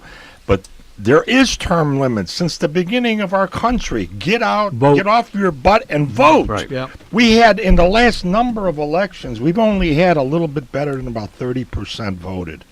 And now the ones that are complaining the most of them never voted. That's the way it always is. Yeah. It always is. The biggest critics never get involved in anything. I remember my dad when I was a kid. My dad was from Poland. He came here in 1950. I was born in 54. He took this country very seriously, and the one thing, when I became of age, he said, "You will vote in every election. I'm taking you to the first one. You're going to vote." And I go, "Pop, back then, okay?" Yeah. I said, "Pop, it's like in the 70s." And I said, "Well, what's the difference, He says, "No, there's a big difference, and it rings in my head today. And the difference is he came from a country that they didn't have the right to be able to do any of this. You have the right in this country to do it, and you're going to do it." And it rings in my head today still from 40 years ago. Now, wait a minute now. When you first voted, was it the age 18 or was it 21? I think it was 18. Yeah, because I was still 21, so I couldn't vote for. Yeah, but you were old. Well, I'm just saying it was still that way then. No, it's but our folks, we were, what's going on today. I look at it and it's just it's amazing. I try to come up with solutions. I don't want to complain, because that doesn't get anywhere. Like I found this thing about the drugs and that, But I think if people got back to the basics that we grew up with as kids, take one of these individuals to church that's out there in the gangs or whatever, or even, regular kids that are, take them to church, for a few weeks and, We all remember how much more important church going was in our lives than when If you we didn't were go to kids. church, you were in trouble. Oh yeah, Yeah. sure, yeah. And everybody. And dress up too. That's another thing. How many Besides, we had to get- variety shows in the 50s and 60s, the host would say, "So long now, make sure to go to church or Sunday school of your choice." Remember that? You don't hear that. Yeah. There's said only that? one entity that does Who said that. that? It's Hobby so Lobby. different You ever hosts. go Oh, on yeah, one yeah. of those? No, It's closed Sunday. Go to the church of your choice. Who's Yeah. that? Hobby Lobby. Oh, yeah, so is Chick-fil-A. Is it? They don't open That's Sundays good. either. But you know what I noticed, fellas? I don't know if you agree with me or not, and I don't mean to. Well, that's what you're here to express my opinion. that's right. Well, I don't we'll mean let you know. to disparage any ethnic group that comes in, but to me, they're all sort of the same now. Okay, could be people coming over from Poland, could be people coming over from Italy, people coming over from Ireland, whatever. It seems now, when they're here, this is not their country. Their country is back, the young ones now. It seems like, they're here, but my country, They still call it the old country. yeah. Yeah. And it seems like their allegiance is to their country, which is not all of them now. I'm sure there are some This people. is more like something out of my grandparents' generation. They'd be here, but they would be slow in learning the language. Well, and yeah, sort but of- they want. But like Rich said, when his dad came over, he wanted to vote. He wanted to be American. Oh, yeah. Okay. That's how my dad was too. He said, "I don't want to go back to Italy. I mean, what that is. It's not that good over there. I'm here now. You stay here and be American." Right. It just seems like the new ones now don't have that mindset. I don't know. I could be wrong, but No. No, And you're then, right. Then You're on right. the other hand, too, I was Hmm. born in '45 on VE Day. That's my. I never knew my grandmother to speak English. Mhm. I don't know if Yeah. it was probably because everybody else in the family did. Mm-hmm. So maybe it was just she didn't have to. yeah. But then again, who knows? Well, look at the Latino people now. You go to a restaurant or wherever we are, they all speak Spanish. I think And to with the Don's young point, kids. That's okay, but I think to Don's point, it's like even not just Latinos. I really do. I've Yeah. been to Others. Yeah. an Indian restaurant Yeah, recently. right. I've been Yeah. to Rogers Park. Oriental, Yeah. and I've been in the Polish Yeah. neighborhood. I love that Polish Nope. food. And yes, they speak their language. Yeah. I'm thinking one reason could Even be. the Irish. One reason could be. They, Really? they Oh, speak. yeah. They speak their own language. You know. Yes. Oh, that And- place I eat, Lucky's. They come in there and. Well, they speak Gaelic. Yes. They do. Oh Really? yeah. They don't even speak in I Ireland. I sit there once in a while, and the waitress will look at me and says, I think I'm in another country. Anyway, I was going to say one reason could be in earlier times when our ancestors came, like my mother's mom and dad came from Austria before the First World War. My dad's people were a few more generations, the Irish, or anyway, his Irish. Even a couple of his grandparents were born here. But there was much more mobility now. When you were leaving whatever the country was to go to America, you were saying goodbye and you meant it. You were going to come. Now he could be back there on the weekend to visit. So that could have something to do with it. True. Well, that's true. I could. Make your money, go back and say hello. Yeah. I have a guy that I nicknamed Pakistani Pete, but his name is really Ahmad, and he's from Yemen. Oh. And any of you that are on the north side probably have seen him. He always has black. You probably have seen him, Rich. He's got black plastic bags. Does he hang out in And- Lucky Grill? Well, he comes over there when he sees my car, and I'm going to start taking him off my income tax, I tell you that. He sells everything from socks to shorts to, perfume and anything that. He walks from the lake to, that's 5,200. And from, I would say, Belmont to the city limits. And that's all that he does. How old is he? And then he says, I don't know. I didn't ask him. About, I would think he's in his 60s. There's no kid then. Oh yeah, no. Yeah. He's got his family is still over there, and it's tough. Right. And he sends them money. I'm sure, you know. Oh, yeah. But speaks English very well, and you know. I don't know what he's going. I'm not going to ask him. Right. I got a. Go ahead. Speaking of characters, does everybody remember downtown? I remember him for a few years anyway. He was dressed up like Abraham Lincoln, walking around carrying a duck. Yeah. What happened to that? What was he doing that for? I don't know. But I would see him downtown quite a bit. There's a He guy. never talked to anybody. There's a guy up north that dresses in a aluminum suit, and his face and hands, he's all painted aluminum. I mean, and you know, you wonder, well, does he want that much attention? I mean, that's, I guess so, you know. And then you got that guy on Channel 5, is it? And he's always. You know he's blind? Is he blind? Yeah. Who's Is that? he?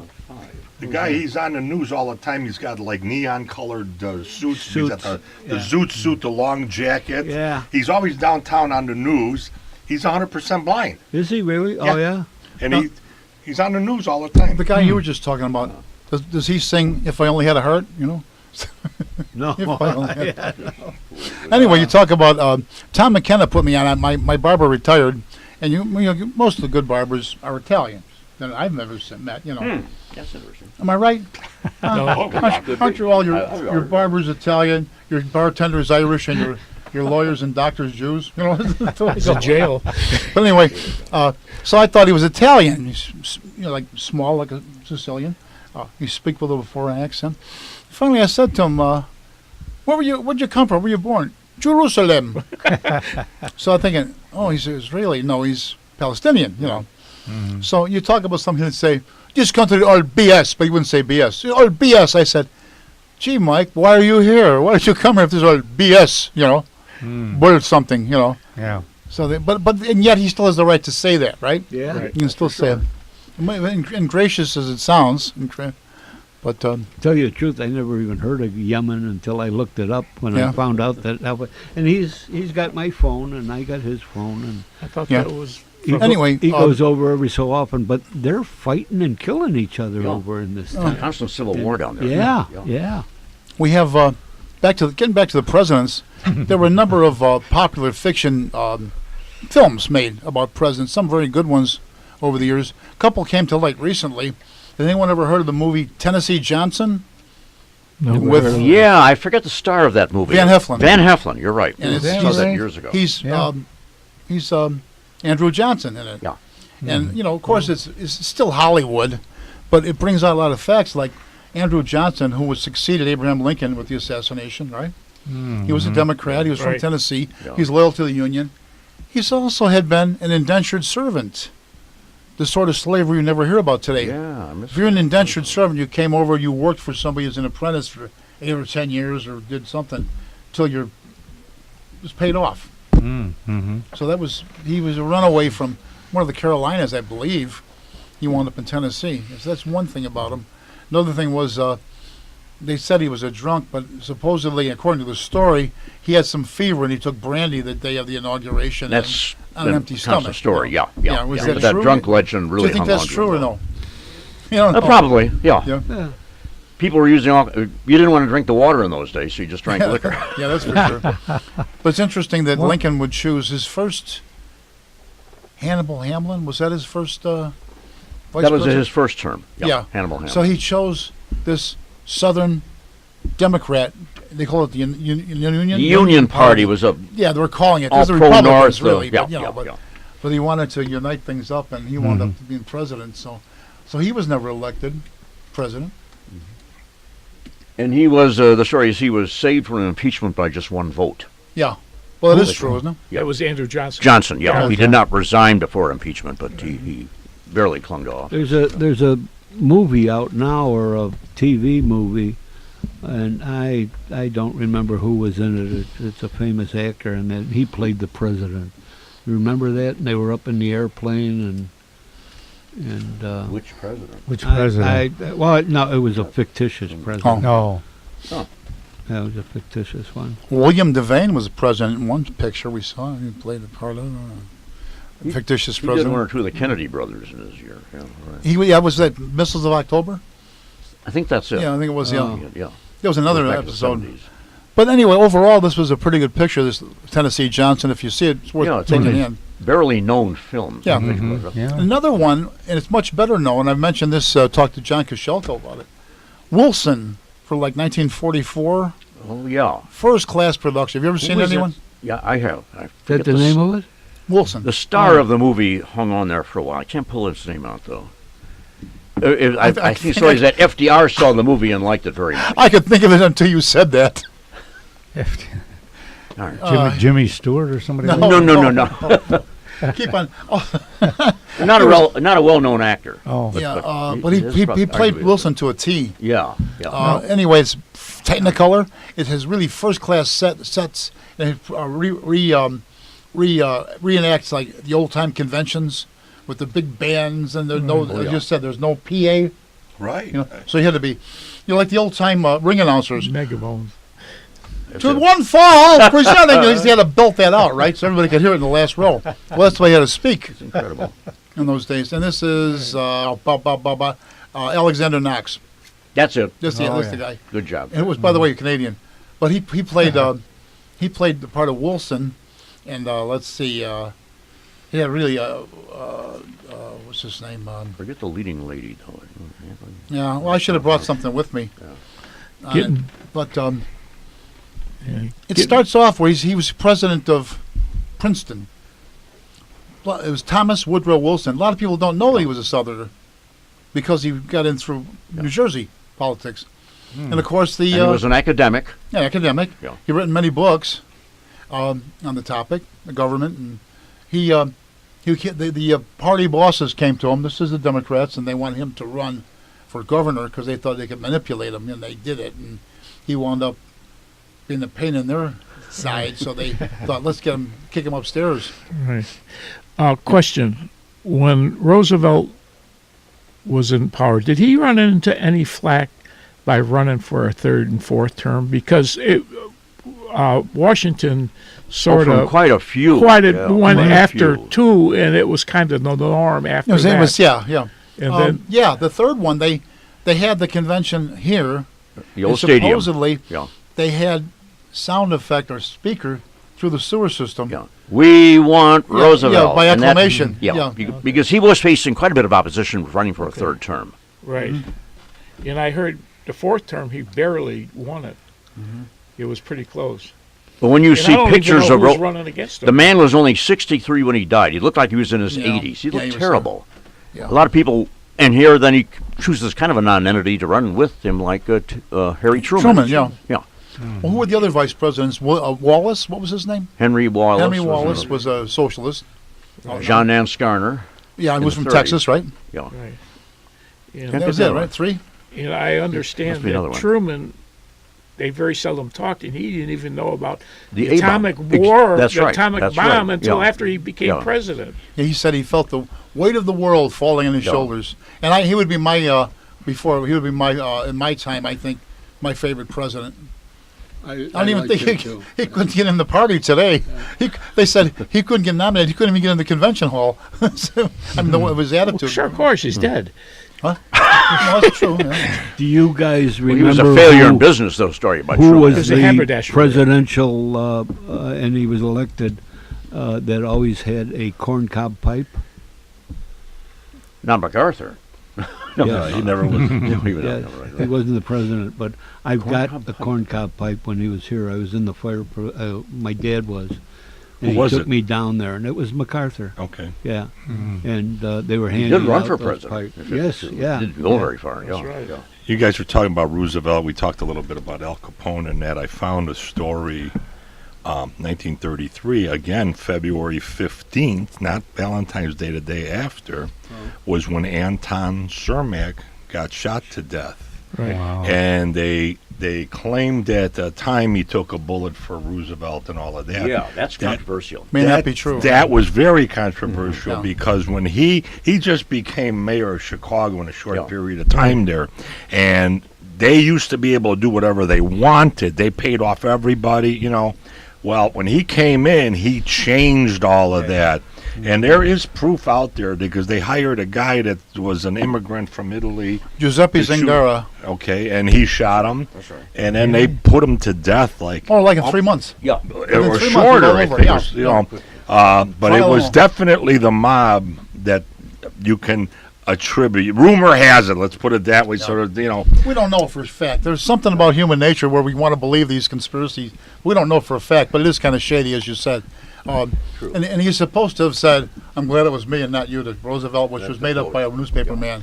You know, and when I looked at the pictures and the articles I've read and all the other stuff, you know, there is no way you could ever not pick Roosevelt. I mean, they look so much different. It would be like Don and I, you know, sitting here, and you're the murderer.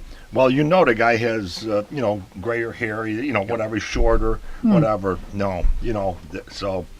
But that's another really But blondes have more fun. well. They can't Not to see mention that on our Corvettes. But wouldn't you think if you were going to shoot Cermak, there would be a lot of other better circumstances to shoot him when he's not in the company of the president-elect of the United States? Yeah. That whole, it just, It's very amazing, controversial. you know. But the mob never. Yeah. They just make things. They get things done. You know that from the. There was They a do. 2-part on Untouchables, all about the that killing. I missed You that know, Untouchables episode. I gotta see Untouchables. You know, the Robert Stack and they had this happening, and that. That's the definitive what's their version. name was Robert Middleton played the part of Anton Cermak. Robert Middleton. Yeah, and he had a wig. You know, he was balding, but and they showed how he was breaking up the gang. Yeah, the gangs and but it was like largely fictionalized, obviously, you know, but it did recreate that he was in Florida, and it was it 15? Was it that close to the? Yeah, I got it right here in the book. Wow, I didn't think it February was that 15, close. 1933. A lot of news in Chicago then, wasn't there? You know, What about JFK, Rich? About conspiracy?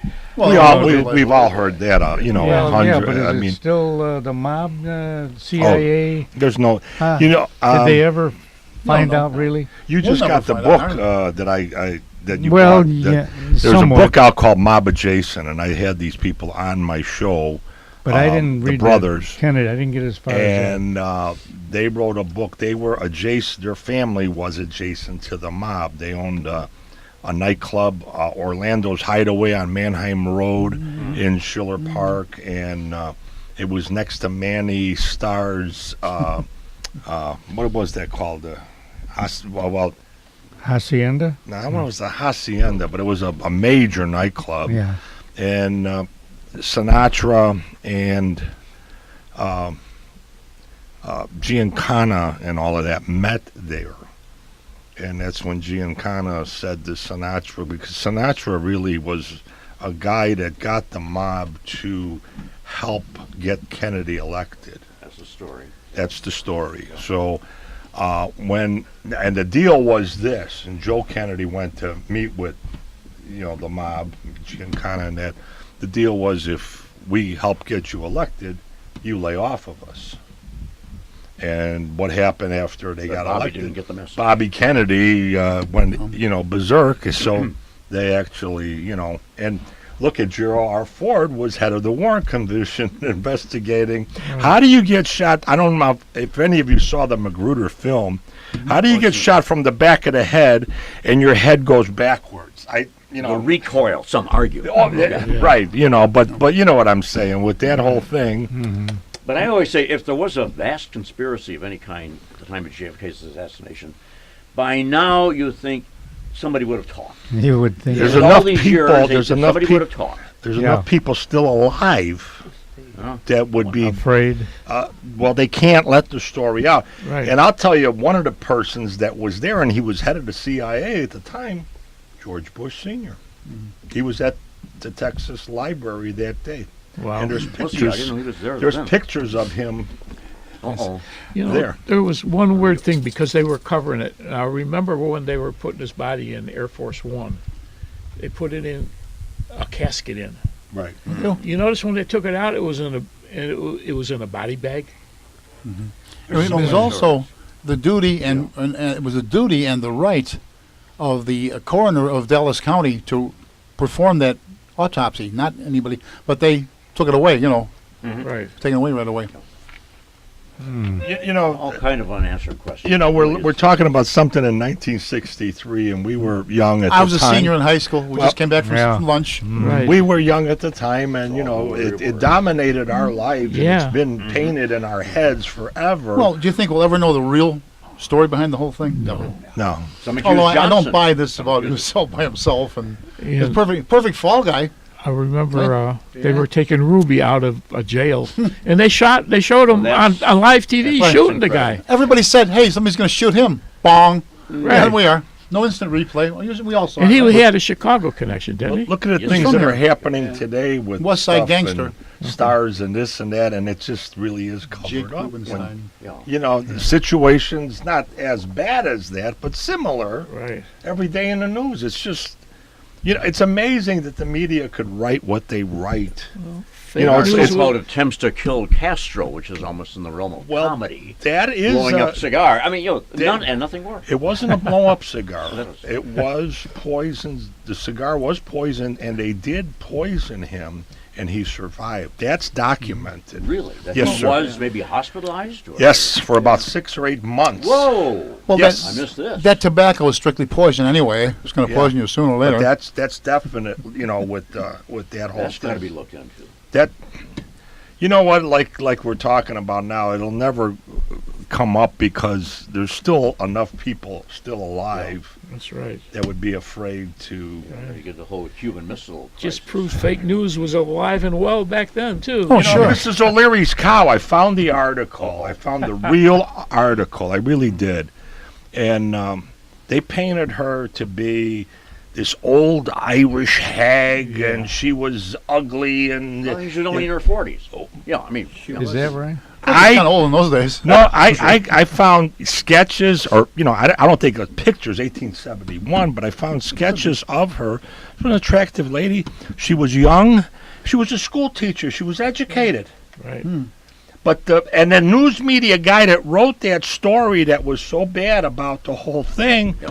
admitted it later. It's in the article that I read that he made up that story. Well, how many other stories were made up? What was it? Remember in the movie Man Who Shot Liberty Valance, when the fact Oh, yeah. becomes legend, you print the. Yeah. How do you ever get some of these things back in the bottle once they're, ask somebody about the Arbuckle trial. What did Arbuckle do? Was he on trial for? It's not true. He did not force a bottle into a woman. Never happened. But they believe it. Fatty Arbuckle. I mean Roscoe Arbuckle. when in doubt, print the legend. I mean, Yeah, that's right. Yeah. you got to take them with a grain of salt or a pound of salt. Remember that movie Old Chicago? Sure. And they had this it was a long shot. Tyrone and they Power, showed the Don Amici. lakefront burning, and it was going downhill. No. There's no hills I in remember Chicago. seeing Don. That's okay. But Don Amici was the mayor of Chicago at the time of the fire. Right. History does not know this. Are you talking about the Chicago fire, the Great Chicago fire? Yeah, Well, Chicago. Back then, the one thing I want to mention is, the lake was 1 block away from Michigan Avenue. After the fire, the 3.5 miles of Chicago that burned, they pushed all the debris into Lake And it Michigan. became Grant Park. That became Grand Actually, Park. it was closer. So there might have been. I'm not Right. dis- I remember the train disputing was it, running on a trellis. but there might have been a thing Out in the where it lake. went down. was a hill, but it was But slant. actually, I heard that from where the library used to be, which is the whatever it's called now on Michigan Cultural Avenue. Center. East the of lake, wasn't Michigan Avenue, the lake used to swampy come there. up to Michigan Right, Avenue. yeah, And they right. dumped it. This is pre-Grant Park. Yeah, that's what they call it, Lake Michigan. Right. Yeah. They're now revising. There's a couple of new books out questioning that Capone had anything to do with the St. Valentine's Day massacre, because as some say, he would be very stupid to kill in that magnitude, knowing that with the public reaction against him. Which was, get nitty. But that whole thing, to at shoot the that- whole that gang, whole yeah. time and that whole thing that transpired, I'm looking on doing a story because people like the gangster stuff. So I'm looking to do a story of how they got their nicknames. Okay, and I kind of got that put together, but I ran across a gentleman named Paul the Waiter Ricca. Now, Paul Ricca came to Chicago during Capone's stardom moving up the ladder. And they became friends, but Paul Ricca was like in Italy. He did some murders and stuff like that, and then he ended up becoming friends with, but he took over the mob after Capone was done. Right. Oh, there is no Bob. Now for another brief intermission. You've been listening to Meet the Chicago Historians, and we thank you for it once again. We'll be right back. Was there?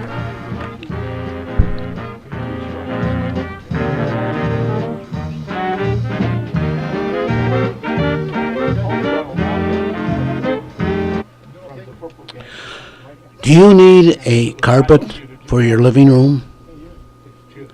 Do you need a carpet for your dining room, bedroom, den, family room, or even your outdoor patio? Well, friends, the place to go is Carpet Exhibitors at 4300 West Montrose Avenue in Chicago. Or call Carpet Exhibitors at area code 773-283-0100.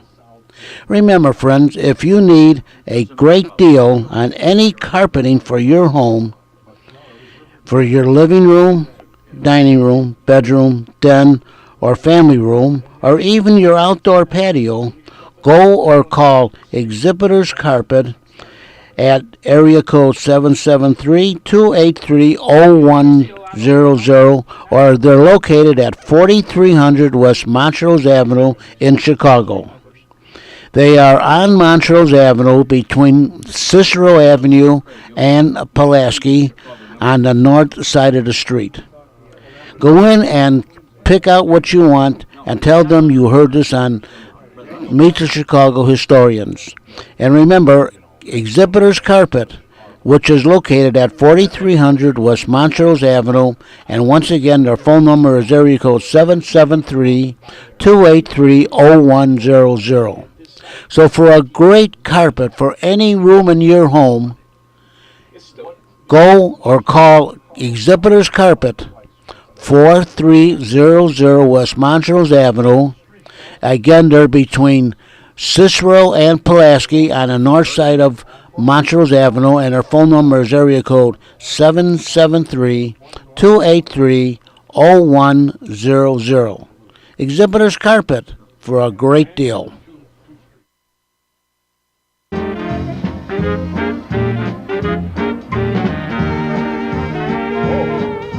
Now back to our show. Yeah, Elston begins at Milwaukee and ends at Milwaukee. Yeah. Or you can say the way around. No, gonna- Nelson. Nelson is short street. We're getting on streets now, guys. All these. Did you ever notice Some of these one are thing? named after presidents. We talk about presidents. Well, we have a lot of streets named after presidents. No, I was so going to say all it the comes in. presidents are named after streets in downtown Chicago. That's right. That's what it And there's was. one block, it's got four presidents intersecting each other. And I can't remember where the block was. Huh. It was downtown somewhere. That's Clinton, that's where we Washington. miss very much so Yeah. Ken Little. Yeah. Oh yeah, that's just he going to was- say. Every street. Talk Yeah. about streets. Yeah. Wow. We have to excuse Don Figarelli. That is. You have to leave and cover another sports event. Is that it? Yeah, well, I got to go work out, Jack. Okay, I'll get your workout in. You in the pink?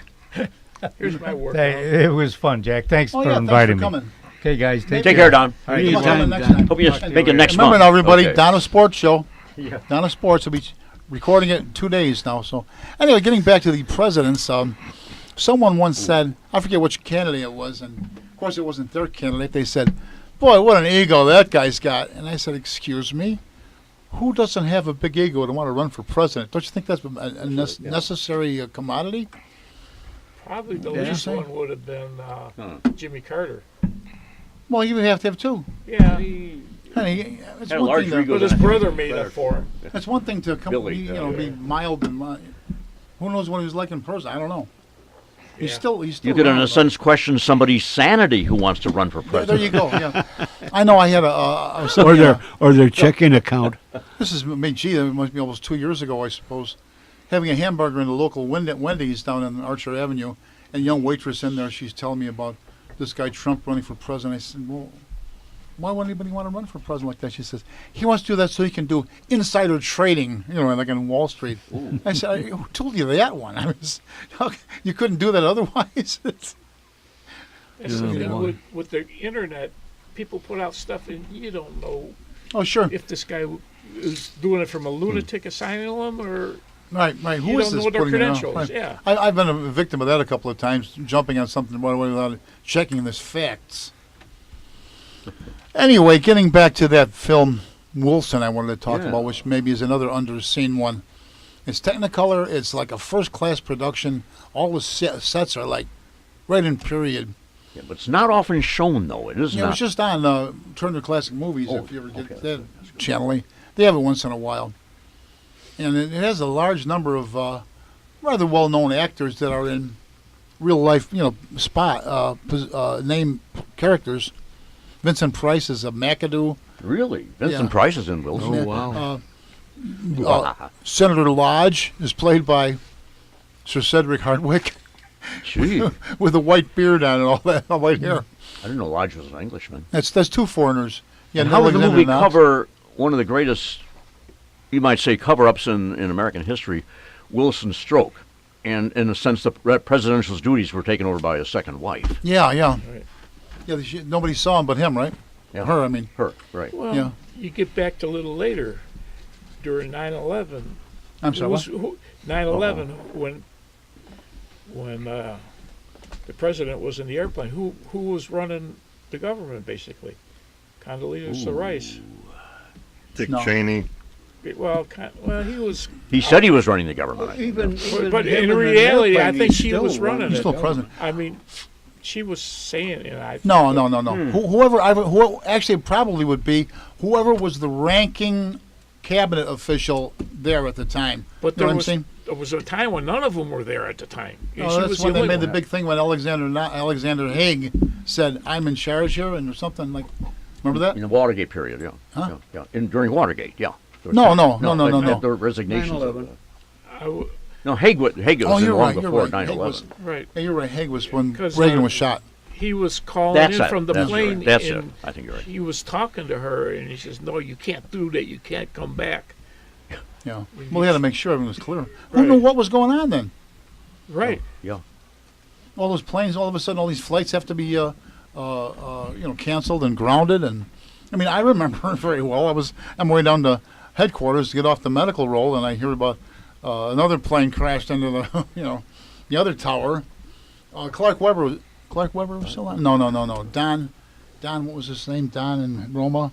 Don Wade and Roma were on. Wait, no. Yeah. And they were then at the the, BLS or something. The like news that. announcer broke in and said, possibly. And he said, "What do you mean possibly? That's two planes into one each building. Right. How can it be possibly, right?" And then we had the Pentagon hit too. Well, they were evacuating the whole city because they were thinking one of them was coming back either to the Capitol or to the White House. Yeah, well, we don't know. Right. And Well, the story of that plane that was crashed in Pennsylvania. Yeah. apparently the- right. That's what Yeah, they were yeah. looking for. That might have been the White House or Capitol. Might have been the Those are target the of that people plane, that yeah. crashed it, right? There was a One. program on. There was a film It made was. of It was during. They have it every year on. And they were evacuating Washington, and the cops are saying, "Don't walk, run." And you hear this plane coming by, and it was all white, no markings whatsoever. It was flying about 500 feet. that. And Yes, that one. I have no idea what that one was. What a day that was. Yeah. Yep.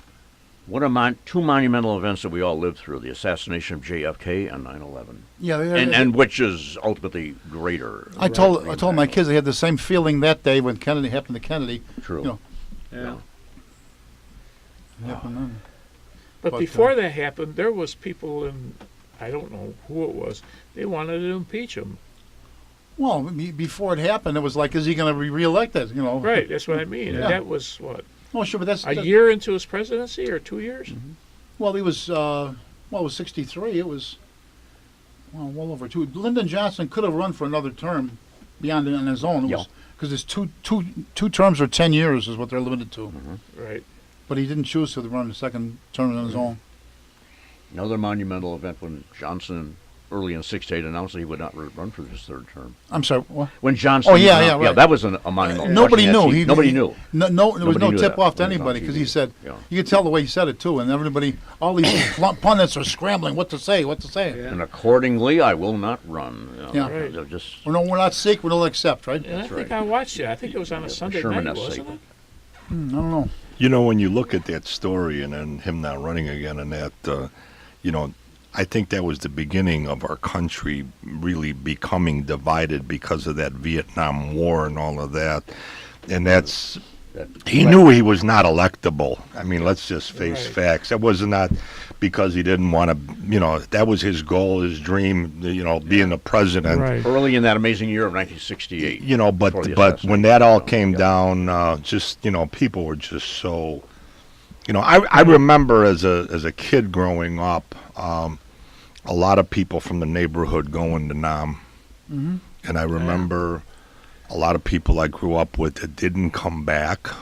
I'm a car guy. I was a car guy back then. We were living in Humboldt Park, and I remember some of the car guys did come back, and they were totally messed up mentally. I believe it. And Agent Orange and drugs and everything else. I And was you know, old enough and on the job, seniority enough that when these kids, I call them kids, came back on the job, and then you'd have some, you know, you'd hear about what they'd gone through, and I knew a couple of them very close, and then some idiot, and that's a nice word that I'm using, boss would come up and say, tell them, you got the wrong colored T-shirt on, or you know, you got the wrong socks, or, and I'd grab the guy and say, hey, you realize what these guys have been through, and then you're gonna chicken shit this, Right. you know, stuff. You know what idiots we sometimes work with.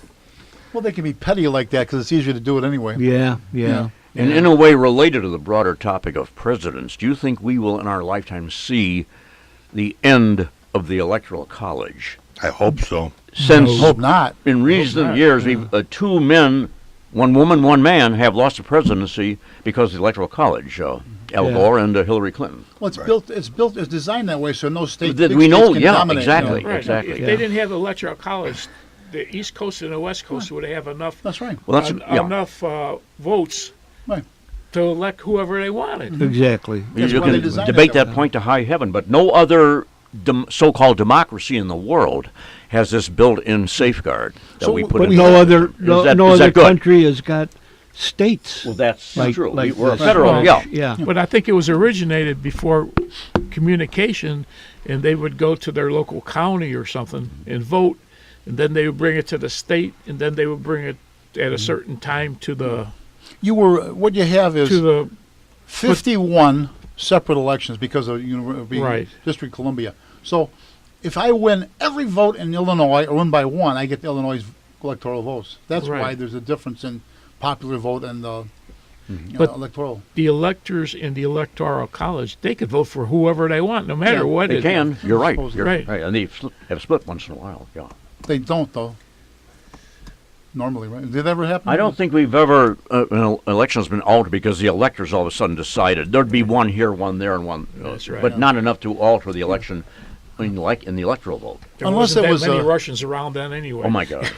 Hitler or Stalin or Idi Amin run, and I don't think I could change my vote for some just on a whim. I love that news article. What was it? 2 days ago, where they indicted those 13 Russians or Right. 7 Russians, whatever they are, and we'll never see them. I mean, they're not. But they also said there's no living people in the government that knowingly tried to get them to, to change the election. This So is basically, that freed Trump. Yeah. Oh, yeah. this is an abomination of what's going on when they can take and manipulate the media, the social media. I'm a Right. big Oh, part of the yeah. social media because that's what it is today. And I've got 4,100 friends on Facebook, and 99.9% of them are great friends. They comment, I went in the hospital to get some cancer surgery taken care of, and within 4 hours, this was a repair from my 2 years ago cancer thing, I had 198 people well wish me and pray for me and stuff like that.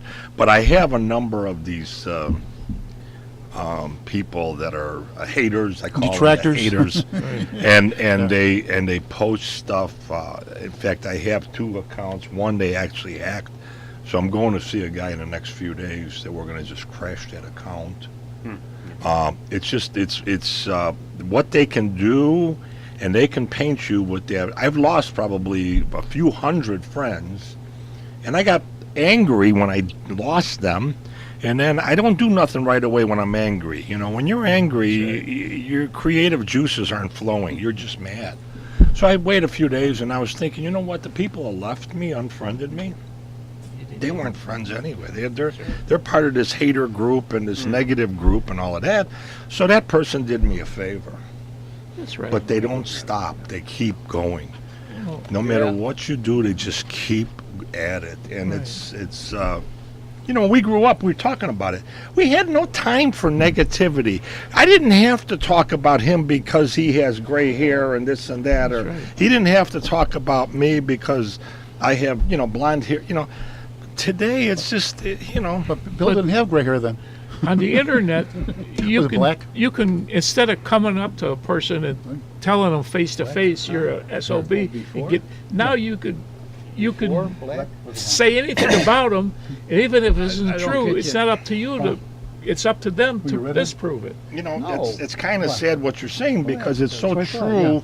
But they put it, and if they don't say SOB, it's like really they make you out to be something just horrific. Right.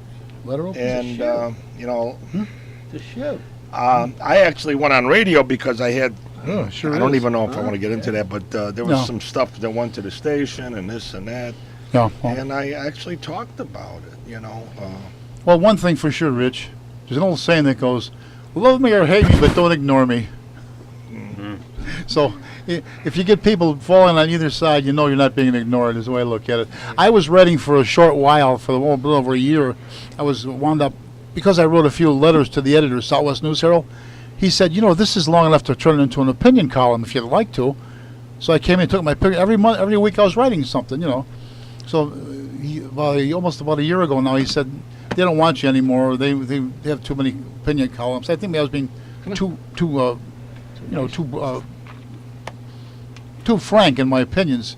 But anyway, the point is, people they were reading me. 'Cause I have people coming up on the street saying, "Oh, I really enjoy," people I didn't really know at the parish or whatever. Or, people I thought were strictly political animals. They enjoy what they said, but that was the greatest thing in the world. But for now, I'm off. What bugs me now, you talk about political animal, there's a bunch of people who want to get rid of the First Amendment, not to mention the Second and the Yeah. Fourth Amendment. I mean, free speech. it sounds like they're pushing for socialism. Oh, Yeah. I think totalitarian. maybe over the last number of years. And I've had people from other countries come and says, I can see what's going on in this country, and it's Yeah. gone on in But a this Native country I come from a long time ago, and look where they're at now. A Native American can't see that though, as well. Right. We're right in the environment. That's why. Right. Like you mentioned, your father come from Poland. My wife's broker. She was born and raised there, and so was her brother. And she's same thing. She tells you, you see, everything that's going on now that we don't even see that went through in Poland. Went the opposite in Poland, though. She said it went from you were afraid to even say anything or go anywhere, because they were out there. And it was when the events that happened between Lech Walesa and the Pope John Paul Right. II, and all of a sudden they said, we turned out to see the Pope. We said, look, there's so many more of us than there are them. And it's, they tried copying us in Poland. I know a lot of Polish people that come here and this and that, and they tried putting together some kind of a democracy like we have after the fall of the curtain and that you know the Pope was the guy that really was instrumental in that all falling. Big time. Reagan was a tool of his, and he stopped Lech Wałęsa and the Polish people from fighting them. They did silent protests. They did the strike and all of that. But what I'm hearing a lot of is out there now is there's so many political parties. So they're just so split on everything. Communism does whatever they want, you know, Right. Putin and all of that in Europe and that. And, you know, a few years ago there was a funeral for a head of state, and half of the people that were involved in government in Poland were on a plane to go to this funeral, and it just so happened it went down. It was like 60 people that were in government. You know, Putin's put down many planes throughout the years. Rumor has it, but that's The word is now that the Polish government is very conservative. Now, what does this really mean in political? Well, that's I hear they're very divided. You know, so that's a coalition governments, that sort of thing. you know, everybody wants a piece of the cake or the pie, right. but nobody wants to help make the pie. That's when you get coalition governments have to come in because they got to. Well, a lot of those European countries have how many they got to get a coalition together to get a, Right. especially if it's a parliamentary type. Is it parliamentary in Poland? Parliament? I don't know. Or what? I don't know. I don't know if it's going to happen here, but it seems like there's a certain amount of people who want to divide everybody so they can walk in the back door. The whole divide and conquer. Yeah. Well, the New World Order and the billionaires are proving that And fact. that is nothing You know. less than mob style. Russia's just a big The way the mob oligarchy. run. kind of Right. thing, you know. You know, when we were growing up as kids, I remember one thing. We were brought up with united we stand, divided we fall. Right. And not only that, but I remember also people would say, I wouldn't buy that Jap crap and stuff like you bought American made. Right. Now, it's kind of sad that we watched our country fall. And it's because nobody respects, you know, Right. United. Nobody wants to buy American stuff. Well, you can't, you know, it's sad. It really is sad. And there was a big difference in the old days between an American car and a foreign car. Now, every car has a certain percentage of foreign parts. I mean, so that distinction's long gone. A Volkswagen or a Saab could be assembled right here. Yeah, Well, but they yeah, assemble say it's cars. assemble, and that's good. Yeah. But they don't say all the profits are going back to the Right, to I the know, yeah, I know, originating yeah. company, Well, that's a the thought. country. We understand. You know, they assemble them here, but they bring everything from over there. You Right. know, it's Well, we've got to make America great again is what we got to do. If we consumed all the stuff here that we made, I think we'd be in pretty good shape. But Well, maybe drifting back to the presidents again. Let's do I'm that. older than a lot of you guys, but when I was born, FDR was president of the United States.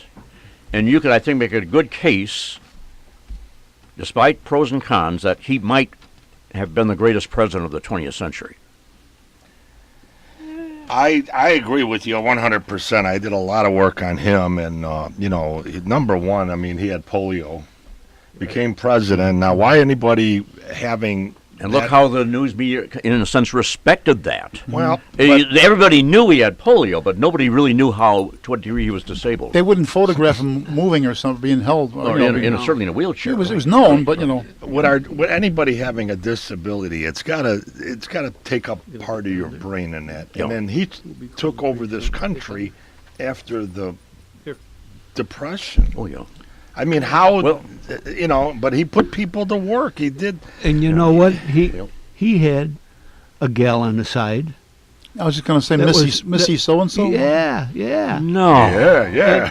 And you know, Eleanor wasn't. now, there's no Eleanor? well, and Eleanor had somebody too. Over here. Yeah. Okay. But now it's all, you know, the Trump, like that But- type of thing never happened before. Yeah, but I mean, Right, right. Yeah. FDR could, at least was discreet about it. Yeah. Well, the newsboys were too. They were covered for him. John Kennedy, they never Well, reported. look at, yeah. You know, of course, he didn't. The White House swimming pool, you know, a lot going on. And Nobody Yeah. talked about it. Yeah. Yeah. There were rumors, all kinds of rumors that we all heard about, Right. but nothing. I didn't hear nothing about based it. on fact. Yeah. I thought he was a saint. Well, that's just it. People aren't saints. That's another thing about Franklin D. Roosevelt. I about halfway agree with that. He was the best guy to be leading in World War II time, for sure. Yes, he was. As far as the New Deal and those programs go, Well- you talk to your economists, they'll tell you that the New Deal programs serve to lengthen and deepen the Depression, slow Right. it down. I And- think that's many would argue that it took World War II to get us out of the Right. depression. There you go. My mother said But that. years ago. others would say the CCC, all the work that Yeah. was necessary, building roads, that sort of thing out Right. west. My uncle was in the CCC. Yeah, so- and I don't think many would argue that what Roosevelt did worsened the depression. Deepened it. Well, elongated that's what or they- lengthened it. Hard to Because say. they were real jobs, but people essentially worked for the government. They weren't producing any goods or services, really, is Right, what it came yeah. down to. You know, Like What- they were doing infrastructure work. One of Yeah, the that's quotes from Roosevelt was they asked him, one of the guys in the media asked him, would you do if you fail? And he said, if I fail, I'll be the last president of the United States. Remember that? Yeah. Yeah. Yeah. my You dad know. was in the WPA. He saw the rising tide of fascism in Europe. He Yeah. was so witty and was able to communicate. That's one of the things He was a good we've orator. lost. Yeah. Where quit bitching, quit complaining, Mhm. quit crying, quit blaming everybody else. Do something. That's right. Yeah, that Put Ken it- Burns documentary on the Roosevelts is But- incredible. What a speaker he was. But you know what I mean? Let's put programs together. Let's look Yeah. at the history and Let's see do what they something. Get So- it down. He was So what a you're saying is, consummate uh, politician. Yeah, He really no was, doubt, He was- no doubt. which was a good word. back in the day. amazing For him at the time, it was right. Between him and Churchill, if they weren't around Yeah, at they're- that time, who knows what would have happened? We I- would have you know been what? I speaking wanna see that Japanese movie. or German. Yeah. Well, I recommend the It's movie coming Darkest out. Hour, an incredible portrayal Did by you see it? Gary Oldman of Churchill. Yeah. Yeah. Did you- yeah. did The you movie, see- not. Looks- I wish they'd shown more about Clementine Roosevelt, Churchill's wife. Right. But the portrayal Born of in- Churchill is born outstanding. in Brooklyn, American. She was an American. Oh, not his wife. his Half mother. American, yeah. His mother, yeah. His mother, right. But But what a portrayal! I recommend that. did you see Dunkirk? Anybody or no? I did Yes. not. No, I I wanna didn't. see That that. was see on that a too. PBS station? No, this is No, Dun- that was it was just about a out year last ago. year. It was a phony They movie. had one of them on that showed the evacuation of Dunkirk, and it was on a PBS Yeah, I'm station sure just there last is, week. yeah. Well, that was And then- covered in Darkest Hour. I mean, the Dunkirk and Darkest Hour covered about the same period. It was on the same. History. That was at the very beginning of the war, I think 1940, and they Oh, right, were yeah. were in France and they couldn't Yeah. get across the channel. Even So all before these France all these fell. boats showed up Right. from, but they couldn't. Amazing. One other thing about Roosevelt that really wasn't, ever really talked about in that, out of all the presidents we've had in the United States of America, he did more in his first 100 days than any of them. Who's that? Did a lot. Roosevelt. Oh yeah. Yeah. He tried to stack the Legacy. Supreme Court too, but Well, that came a little later. that would have 37, taken yeah, that was Well, probably the his, Supreme one of his Court greatest political shot it blunder. down because he wanted to No, stack it to 10 that's right. people, It and he would've wanted taken to a con- nominate. It would have taken a constitutional Yeah. amendment. Right. That's arguably his greatest blunder as president. Right. His attempt to meddle with the Supreme Court. But I know. What was I going to say? One funny thing about it, after Pearl Harbor, you know where they got his first limousine from? I'm sorry. What? They remember where Roosevelt's first armor-plated limousine came Al from? Capone? Al Capone. He got his car with the Oh, yeah, Yeah. that sounds familiar. How about that?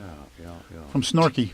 Al Capone's Al car Brown. weighed 8,000 pounds back then. Yeah, that must have been good on gas, huh? 1.7 miles per gallon, that was good. The glass Gallons was per 3 mile. inches thick, Incredible. and it was lined with lead that was like... And that car is. Is that a Cadillac or I think a that's Lincoln? down in It was a Michigan Cadillac. now at the. What is the place? We were there two or 3 years ago. Museum? Oh, that one in No, the one- Union, Illinois? No, in Dearborn Park or what is it? Dearborn, Yeah, Michigan? They had the Edison's place in presidential Dearborn. You're Dearborn. talking about the... Henry Ford Museum. Okay. No, they forget. Gilmore Museum? No, that's not what they call it. Greenfield Village? Something Village. Greenfield Village? That's it, Ford, yes. that's the Ford Museum. That was, they call it the Henry Ford now, That's the but, Henry Ford Museum. right. They had All right, Kate, we'll be right there. Okay. the last, Time's almost up. What? Remember, Ford used to lease the cars to them for $1 a year. Who? To the government, Well, and then they got them back. anyway, on that happy note of $1 lease, which you will never see again, I want to thank Don Figuerelli, who had to leave early. Richie Zadkowski, remember your show on Richie Z. Sundays? Richie Z. Remember, RichieZ.com. Yes, sir. All information is there. Don Peters. Right. How'd you No get S. that name is Peters in Italian? No S. Parada. Is it a short Very name? good. No, that was the long story. Okay, well, next time.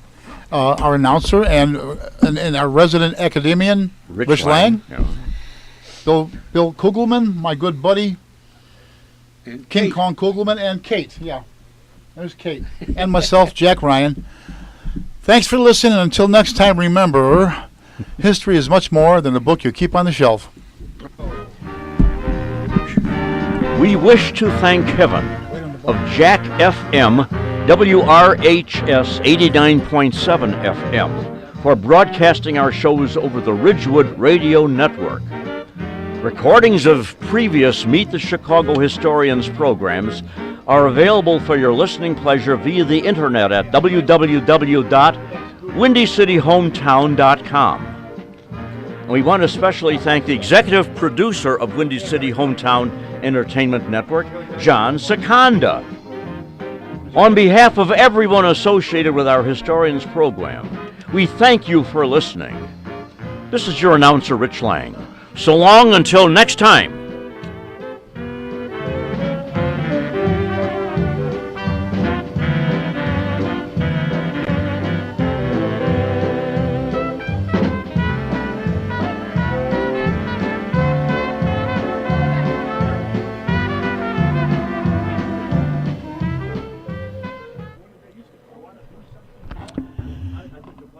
You have been listening to Meet the Chicago Historians from the John DeVita Broadcast Center on the Windy City Hometown Entertainment Network on Monday, February the 19th, the year 2018.